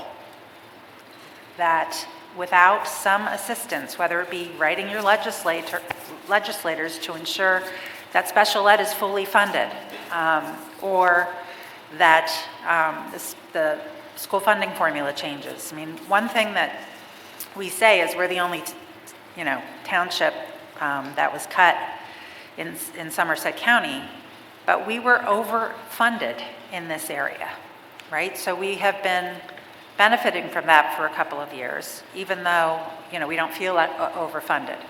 The other piece that I really want to talk about is technology, because the only reason why we can afford to spend 2% on curriculum and instruction is because we are using open source materials instead of purchasing textbooks. So while everybody likes to look at the Chromebooks and say this is a problem, in the long term it saves us money.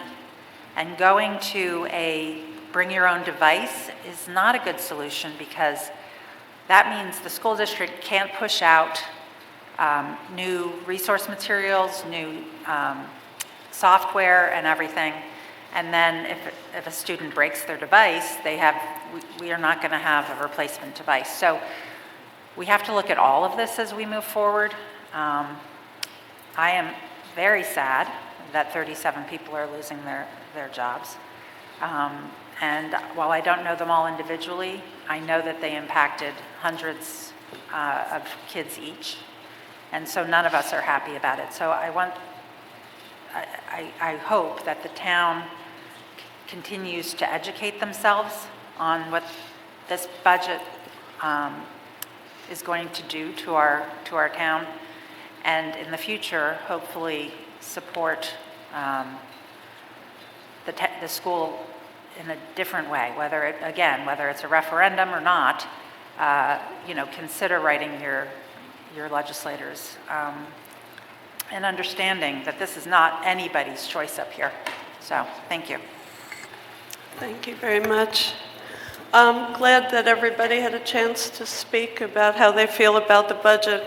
I'm sure it comes as no surprise to anybody that we're not happy at all about what has to happen here. Unfortunately, we're required to come through with a balanced budget, and there are limits to the amount of money that we're allowed to spend,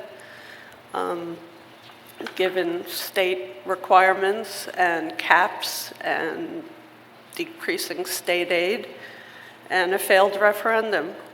I think what you have heard here tonight and what you will always hear from this board is that this board cares very much about the educational welfare of our kids, and that we are trying to maintain as comprehensive a program with a wide variety of opportunities for our kids as we could possibly afford. And, as Greg brought up, 9 years ago, I thought that was like the worst day of my board life when we had to vote on a $5 million cut that also came from a budget failure. And back then, I spoke for probably the longest amount of time I ever spoke at a board meeting. And to some degree, I was hoping not to have to get to a vote. And I had a lot to say, and I wanted to say it. But I sit here tonight thinking about that night and where we've come from there. And we did build back, and we are a resilient district. And our teachers are great, and everybody's dedicated, and our kids are resilient, and we'll get back to where we need to be, no matter what has to happen here. And I would ask the community to have faith. I would ask the community to come forward and offer help if you can. It has been expressed by many people that there may be some kids who might not be able to afford some of the fees that are forthcoming. I believe we could take donations on behalf of those kids. I know back in the day, it seemed to me that every school had a fund for kids who could not afford various extracurricular activities or trips or things like that. It would be nice to get back to some community involvement in that area. And I think that, the board needs to get back to our strategic plan and where we go from here on this, because we need to have a direction, which I think got sort of hijacked by the referendum. And I think maybe perhaps after the dust clears and the school year is over, we should get together and have like a retreat where we can discuss where we go from here and how we could move forward in the face of potentially declining funding. But I do want to send the message that we will get through this, and it's not going to be fun, and it's going to require everybody's endurance and help, and we'll just move on from here. Very sad for everything that's happening here. So thank you all. I have one more. With May that, I circle back? So in 2010, you and Greg were the only current board members that were on the board. May I ask how you voted at that budget? If you how we remember? what? How did you vote at that budget in 2010? I voted yes on the budget. I don't remember how Mrs. Haas voted. Oh, you should. I voted no. I wanted her to say it. I voted no, and I tried to get more money added into the budget. And I tried to be productive about it. $1 million. That's right. I made a motion for an additional $1 million and did not get a second. And then I made a motion for $999,000 and did not get a second. And then I said, Mr. President, can we call the question? Yes, if and I then... recall correctly. Actually, it was Barbara Sargent, but... Maybe, both of us maybe. Some things I remember, but yes, it was not a fun night. But the point is, you make your statement, you move forward, and you act in a productive manner to get back things. I mean, we've done an awful lot of fabulous things in the last 9 years. And we've, totally improved the curriculum process, and we've tried to improve our facilities to whatever degree was possible. We've gotten some wonderful people working in the district. We've done wonderful things with professional development. I mean, there are a lot of good things. We've expanded all of our programs. We have something for everybody in this district, and we try to keep it that way. So, again, I just hope we can get back from where we were, and everybody will need to work productively and collaboratively to do that. And I'm just sorry we have to go through this again. Really sorry. So I know we're going to take a vote, but I just have to beg one more time.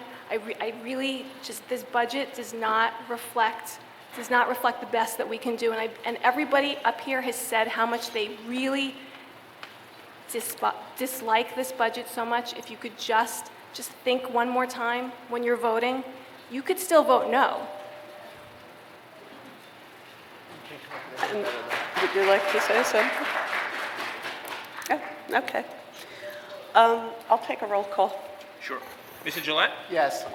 Dr. Harris? Yes. Ms. Elridge Howard? Yes. Ms. Maroon? Yes. Mr. Pulsifer? Yes. Dr. Sasan? Yes. Mrs. Stats? No. Ms. Trujillo?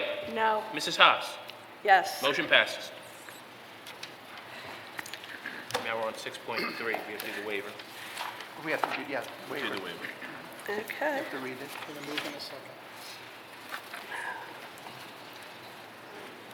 Where is that? 6.3. I'm not seeing. So 6.3 is the waiver. It's the next one, so we did 6.2. Oh, there it is. Okay. Now we have to go to 6.3. No, we didn't. No, she read it. May I have a motion to approve the health? But she read the wherefores. What's that? There was no motion on the budget, but you read the statement before we began discussion. Okay. Is that good enough, Mr. LaPira? Let's take a motion. It effectively has been passed since you all voted on it. So, I mean, formally, it would have been better had we taken a motion in a second, but that obviously was done, yes.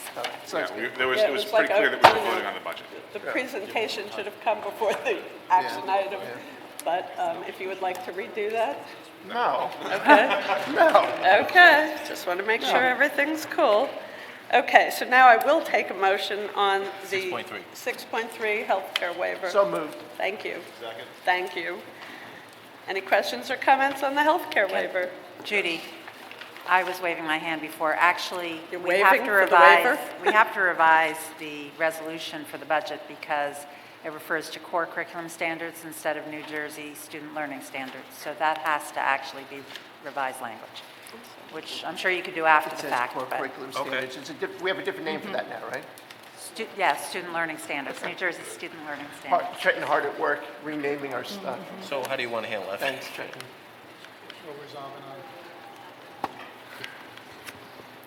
So that, Causes no substantive difference. yeah, it's not really substantive, so. No. I'm happy. That's, we'll just make the notes in the minutes.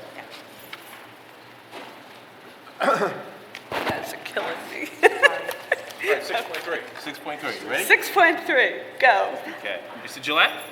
Yes. Dr. Harris? Yes. Ms. Elridge Howard? Yes. Ms. Maroon? Yes. Mr. Pulsifer? Yes. Dr. Sasan? Yes. Mrs. Stats? Yes. Ms. Trio? Yes. And Mrs. Haas? Yes. Motion passes. Thank you. And now we go to comments from the public? No, public hearing's over. Action items. On the action agenda. Yes. Okay. Yeah. Okay, we will now go to action items. Public input on the action agenda, if there is any. I see one person standing up. Good evening, Thomas Zavelli, 9 Upper Neshannock Court. I didn't want to ask this during the budget, but I thought it had some relation to it. I don't know that it's necessarily having to do with the action agenda, but I'll try and make it as quick as I can. It's in reference to the fact that Jersey City today, for all those who are unaware, Jersey City has declared that they are going to put in a lawsuit against the state of New Jersey for how they are going to be seeing a reduction in state aid, which will have them losing, I think they said somewhere in the realm of 200 plus teachers. So the reason why I bring that up is because at the last meeting I had mentioned that maybe we should get ourselves involved with Toms River or other districts in suing the state for reduction in state aid. And also, for all those who aren't aware, Jersey City is one of those that gets the payment in lieu of taxes, which I know the superintendent and others at this dais have talked about. So I find it rather insulting that Jersey City can stand up there and say, oh, well, we're seeing a reduction in state aid. Meanwhile, we're getting a payment in lieu of taxes. So any business, we're not even talking small businesses, we're talking major corporations, for which I have no problem with, and I'm a big proponent of capitalism and so forth, but they should have some form of contribution to Jersey City and so forth. So for them to stand up there and say, we're willing to sue the state, even though we are allowing all these big businesses to come in without having to pay any taxes and contribute to the school system, and for us to not be willing to necessarily go in with Toms River. I'm not even suggesting that we sue ourselves, but I think we should go in with districts like Toms River and others when you have a district like Jersey City doing that.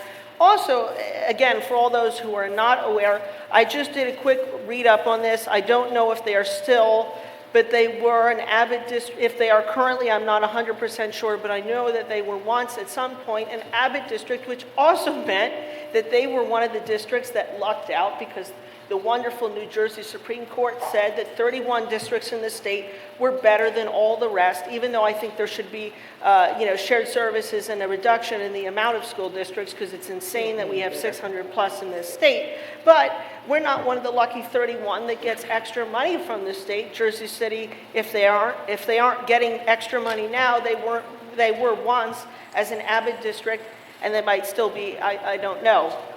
But that also makes me wonder, again, Jersey City is getting all this money, but yet we as a district, and I've said this numerous times, and I know if others have mentioned it, teachers and others have said, why don't we consider going in and suing the state? I just, honestly, I'm sick and tired of trying to talk to our local leaders, and, I'm very active, in politics and knowing people and so forth, and I'm sick and tired of that. I think it's high time that we should stand together as districts in this state that are being screwed and stand up against the state of New Jersey, because if we don't, this will continue forever and ever, and this talk about future reductions in state aid will never change. It talks about, I wasn't even born during the revolution back in the 90s when Jim Florio was in office, and he said, I'm not going to raise taxes, and then what does he do when he comes into office? He raised taxes on the people, and then what happens? Christy Todd Whitman comes into office. I'm sure there were other reasons, but one of those was he says, I'm not going to raise taxes. He comes in, he raises taxes. So the only way we are going to stop New Jersey from screwing districts, other than 31 that are getting a free ride or more of a free ride than others, is for us to stand up and say enough is enough. And then once we do that, we need to also discuss about reducing, if we can in this state, the number of school districts and school administrations and so forth to help save this, help save taxpayers' money and bring back sanity to the state of New Jersey. Thank you very much. Thank you.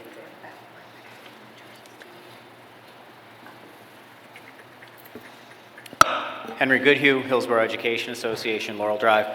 Just 2 quick points of clarification. I know that there was some discussion regarding the intent of my questions and where I was going with those, so I'd like to be very clear in terms of what I'm saying. What I'm asking is whether or not there was extra money built into line items that could be transferred, that could be used to save jobs, and I believe the answer to that is yes. And based off of what I heard about a possible 10% transfer, as well as the breakage and the other numbers we discussed, it sounds like there's actually millions of dollars that could be used for that. I had originally said 1.8. I think it's probably even closer, maybe 6 to 7, Yeah. 7.8 perhaps. Yeah. Is that correct? It's probably 7 or 8, yeah, with salaries and benefits. Yeah. 7 or 8 million in surplus? No. Mr. Goodhue's asking about transfers within the 10% limit. Salaries is considered a bucket, and 10% of our salaries would be in the millions. Right, but I don't want there to be any confusion that we don't have $7 million in surplus. It's not We available. We have about, and I think it's in our user-friendly budget, over 800,000 in the fund balance. I think it's actually close to 900,000, if I'm not mistaken, 870,000 or so. And we are trying to build upon that, and we are putting into our budget another $800,000 or so to get close to the 1.6, which is what I referred to before. No question about the fund balance. I acknowledge that you need to have that. I acknowledge that you need to grow that. What I'm talking about is specifically, the pennies, fractions of pennies, et cetera, that get built into line items that are above what is actually needed, and that money being transferable at a later date, possibly next month when after this budget is approved, or 2 months out, or whatever. That money is there. That money could be used for saving jobs. That is the point that I would like to make sure is very clear, that it is there. Not that you're sitting on a surplus of 7 million or 8 million, but that you do have a means to get a gross aggregate of that through transfers, through different means, to actually save jobs. I want to be very clear about that is what I'm talking about, and you do have the ability to do it. The other point that I would like to clarify, I appreciate Mr. Zabelli's sentiment about doing anything and everything to coalition build, to join with anybody that we can to push back, to right the wrongs of state funding to public education. I'm hesitant to look at one district versus another. I think the issue is that public education as a whole is not funded appropriately. It needs to be a priority for the state of New Jersey. No district should lose out. There should never be losers or winners when it comes to the public education of our children. And I know for a fact I have some very good friends who work in Jersey City. I know them quite well. They're doing amazing work up there. They are facing shortfalls as well. And as I understand, they're looking at possibly up to 600 cuts. So every district throughout New Jersey is put in this position where we're pitted against each other. That needs to stop, but the board needs to take action in 2 realms. You need to take action in the immediate sense to do whatever you can with the budget you just passed to save as many jobs as possible, to positively impact the lives of our children as much as you possibly can with the money that you just approved, however you get it, from wherever you get it within that $130 million. Find it and save jobs and protect the education of these kids. And after we've done that, join with us, join with other districts, join with the NJA, the SCEA, and any other person you can find, and go down and start pushing even harder for this, whether it's through lawsuits, whether it's lobby days, whether it's calling people, whatever it is. Do it. Those are the 2 actions you must take. You've passed this budget, you're bound to it. Make it work and find that money to save jobs, then dealing with the legislators. Don't do both at the same time, because that is a false equivalency. You need to save jobs, then you need to deal with the state. Thank you.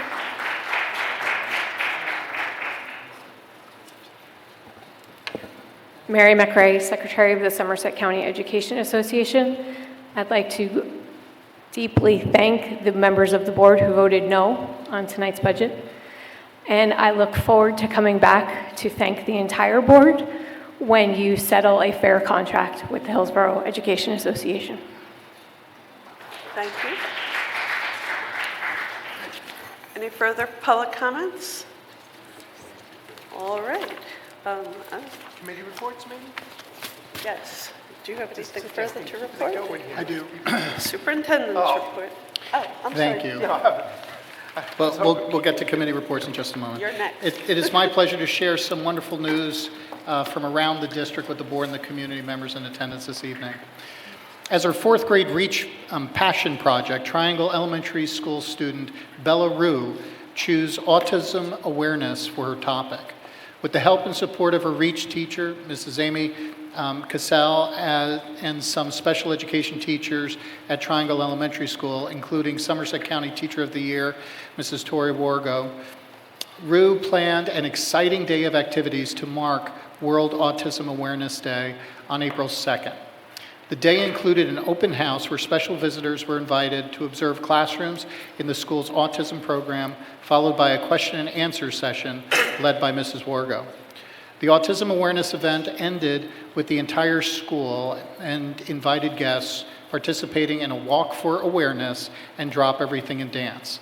Thank you to Bella, Amy, Tori, and the entire Triangle community for such a wonderful day, and thank you to the special guests who attended the awareness event, including Dr. Lamont Rapolette, Commissioner of the New Jersey Department of Education, Senator Kip Bateman, New Jersey State Teacher of the Year Jennifer Scomilia, and several members of the Hillsborough Township Committee, as well as several members of the Board of Education. Let's give them a big round of applause, and especially our Passion Project presenter, Bella Rue.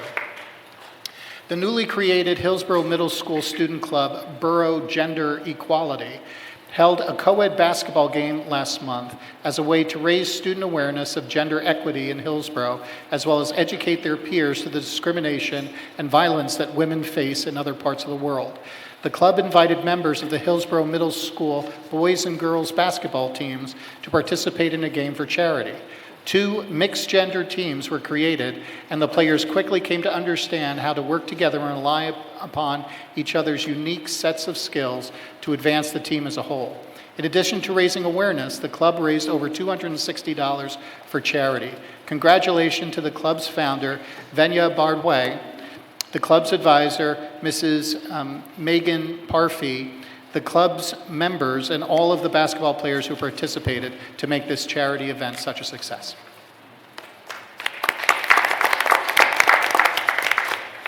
On May 7th at 9 a.m., I will hold the final Coffee with the Superintendent event for the 2018-2019 school year. I invite all interested community members to join me in the Board of Education conference room in the municipal building. This coffee topic will focus on the 2019-2020 school year budget and how the district will move forward with the changes that will be enacted following this evening's budget vote. For more information and to register to attend, please visit the district website at www.htps.us.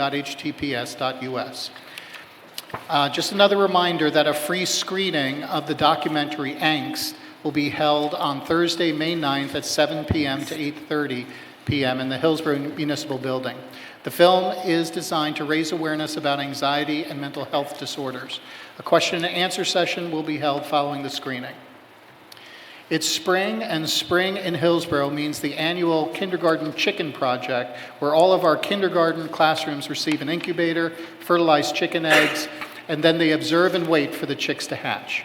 The community can follow along as we live stream one of our incubators and eventually our hatched chicks on the district website, www.htps.us. The estimated hatch date for the broadcasting incubator is tomorrow, April 30th. That's all I have this evening. Great. Thank you very much. We move on to committee reports, of which I think there's one for the Operations Committee. Thank you. I'll be brief. We had one item on the agenda, which was there was a lot of interest at our last meeting in the facility use fee proposal that we put forward. And as you recall, we postponed. Is that what we did? We postponed well, we didn't table it. That would be an incorrect use of terms. As Mr. LaPierre will tell you, we postponed it. No, we voted. We voted. We voted, yeah, so we had the one item, and what we came up with is it'll cost our youth sports teams about 1/10 of the previous proposal. It's going to be all the custodial fees that they would normally pay previously at the times that they're required to pay that, but the room or facility rental fee will be $10 per hour for all times, including weekdays. Weeknights or under normal hours. So that was the only thing we agreed on it. It still took over an hour meeting, right? It still took almost like an hour and a half. But that was it. Unless you want to add anything else, Dr. Schiff, to that? I think you covered it. Yeah, that was it. So it's about 1/10. I think that should satisfy the youth sports. The youth sports in our definition now also includes the Township recreation youth sports. They'll also have the $10 facility use fee. And we made some small changes to the policy so that it was reflective of all of that, what I just said. That's it. It's on tonight's agenda. Thank you very much, Greg. And with that, I think we can move into the action agenda. Thank you, Madam President. I ask for the board's consideration of the following motions under the area of education: to approve travel-related expenses, the HIB list, to approve the New Jersey Coalition for Inclusive Education, to interview and record video footage of their honorees. That's our teachers, Kathy Zavacki and Adriana Iyer, their colleagues and selected students, as well as to approve the field trip destination as listed and approve family science sessions. Okay, may I have a motion and second for education items 11.1 through 11.5? So moved. Thank you. Are there any questions or comments on the education agenda? Yes. A quick question about the appearance of students in videos for outside use. Do we have policy? I'm sure we have. Pretty sure we Yeah, have they have to policy, sign right? the release. There's All a of the release, releases but they will will be be, complete. they would be identifiable in the video. Yes, and they, Okay. the parents they'll- will Okay. it all has to go through the approval process. Okay, good, thank you. Yeah, we're very careful about that. Thank you for bringing that up, though. Any other questions or comments? If not, roll call. Surely. Mr. Gillette? Yes. Dr. Harris? Yes. Ms. Elwich Howard? Yes. Ms. Maroon? Yes. Mr. Pulsifer? Yes. Dr. Susan? Yes. Ms. Stats? Yes. Ms. Trujillo? Yes. And Mrs. Haas? Yes. Motion passes. Okay. Thank you. I ask the board for consideration of the motions that I'm recommending under the area of human resources: to approve the resolution to eliminate positions for the 2019-2020 school year, to approve retirements and resignations as listed, including Valerie Sell, teacher of music at the Hillsborough Elementary School, who's been with us since November of 2006. We thank her for her many years of service to the Hillsborough Township children. Also to approve transfers and changes in assignments as listed, revised leaves of absence, to approve a leave of absence, and to approve the appointments of substitutes as attached, to approve mentors, pre-approval of extra period coverage, as well as approval of extra period coverage, and approval of seventh period coverage, to approve summer enrichment staff as listed. Can we please separate out 12.1 from the rest?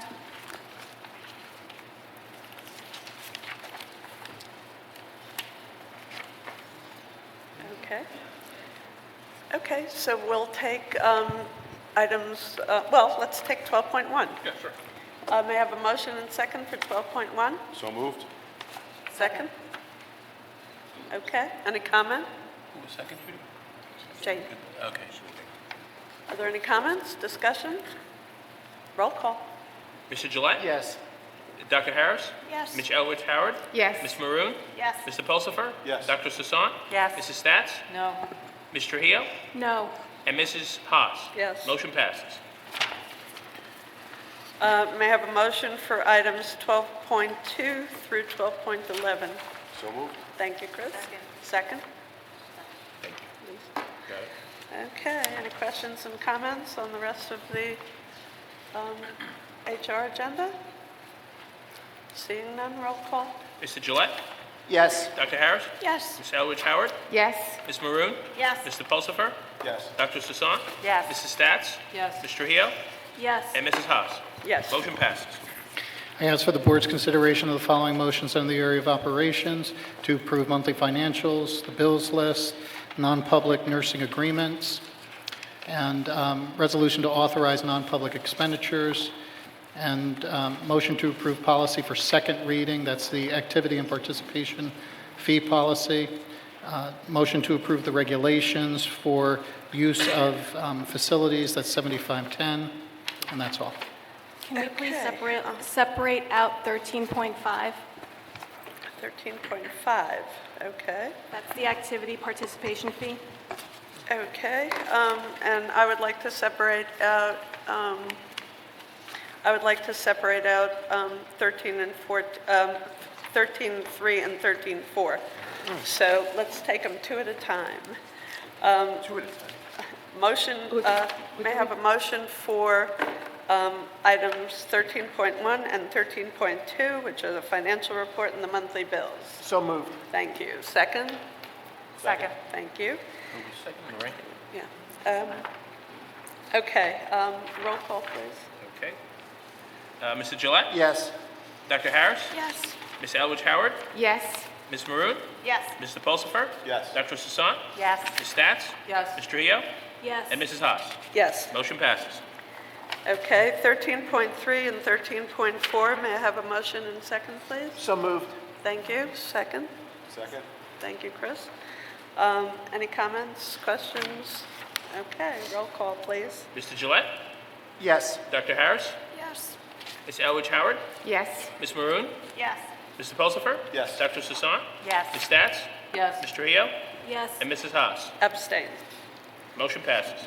Thank you. And item 13.5, may I have a motion and second? So moved. Second? Thank you. We're wearing you out, huh? Yeah, I'm good. Okay, Let's keep this moving. 13.5, Good. activity participation fee program for second reading. Any comments? I do, and just to reiterate my comments from the first reading, I had asked about, it really to kind of echo Mrs. Volano's comments at the board, is that parents already contribute quite a lot to these clubs and sports, et cetera, and there was not clarification that we had talked about prior to doing a final reading as to to basically quantify that level of parental contribution, so I have to vote no tonight. Okay. Any other comments? Greg? Lorraine has one. Lorraine. I'm not going to cut in front again. Yeah, I had sent this in an email today, but I didn't get a response. I had recommended that we add the words schedule permitting to as many clubs as they wanted to participate in, because what we don't want is for a child to come and say, you told me I could participate in as many clubs as I wanted to, but I can't because these two are happening at the same time. So I think we do need to add those two words to all of the club sections in each school area, and I sent the wording in an email today. But it's just adding those two words. It might be nitpicky, but I think it just Okay, protects us. are we good? That's fine. Okay. That's okay Any with me. objections? Okay. So, as amended. As amended. Okay, so we're voting on item 13.5 as amended. Yes. Roll call. Mr. Gillette? No. Dr. Harris? Yes. Ms. Elridge Howard? Yes. Ms. Maroon? Yes. Mr. Pulsifer? Yes. Dr. Sasan? Yes. Mrs. Stats? Yes. Ms. Trujillo? No. And Mrs. Haas? Yes. Motion passes. Okay, and now we're up to 13.6. So moved. Thank you. Second, please. Second. Thank you, Chris. Any comments or questions about that? Yes. Again, I put this in an email today, but didn't get a response. So my question has to do with the fact that the youth sports groups had said that they previously paid a fee for weekend use for games and such, but not practices. So does this $10, I think you said it relates to both weekends and weekdays? Right, so for the typical weekend use where they're already paying a fee, it would be that fee plus $10. For the weekday use where they were paying no fee, it would just be the $10 per hour. And that is what this regulation currently says, because that's not the way I read it. Yeah, we went over it a few times. Okay. And we read it that way eventually. That's why it took like an hour and a half. But I mean, let's be clear, that's the intention. The intention is for the custodial use, what they'd been paying before, they continue to pay, but then $10 added to every use.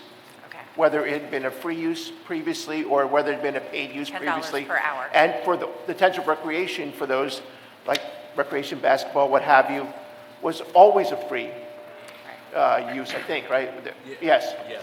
Well, mostly. And so that's also included in. We weren't clear about that the first time around.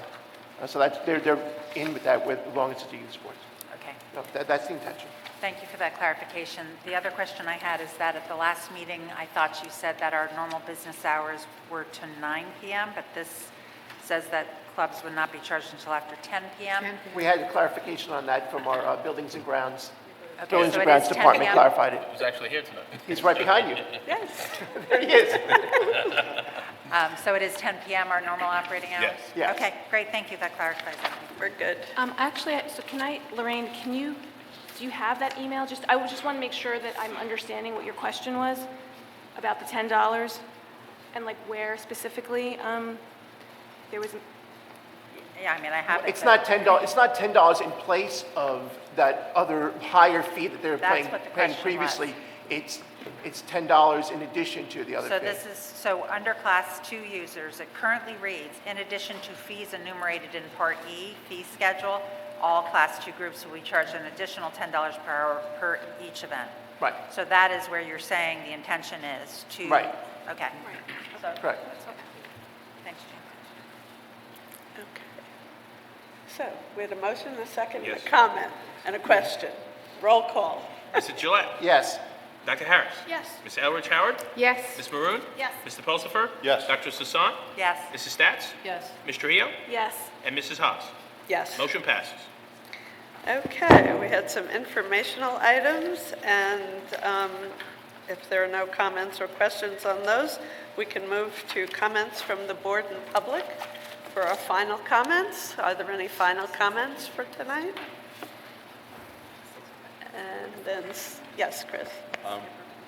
This is, I guess, primarily for clarification for anybody who watches on video or maybe was confused tonight. The discussion about the ability to transfer and the surplus and everything else, I want to make sure people understand. There was, in a prior term on the board, the state changed, I believe, the audit rules about how you could transfer money. It used to be a little freewheeling, and that's when the 10% went into effect. What that means is you can't transfer more than that. That doesn't mean we have 10% of our budget to transfer. Correct. It just means that were we to decide that we wanted to transfer, that would be the cap, is 10% of what we could actually move in line item transfer. So I think there's some confusion between the first time Mr. Goodhue asked and the second time and the back and forth. I want to make sure the public understands there are two different things in play here. One is what money we may have in surplus. The other thing is that there is a state-imposed 10% cap on any net of line item transfers into a budget bucket, for lack of a term. But that doesn't mean we actually have that money to move. Correct. It just means you can't move any more than that, Correct. regardless of where you are. That is absolutely correct. Thank you.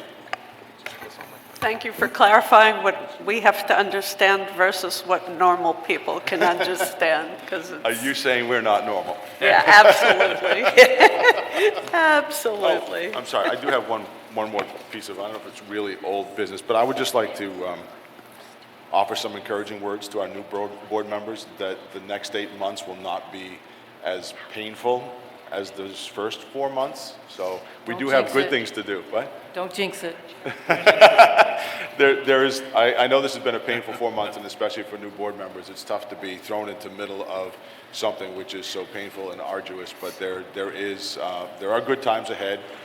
If nothing else, look forward to June 20th, where we get to see our seniors graduate. So that's a good positive event. So just a little encouragement that it will get better. It's been tough, but it will get better.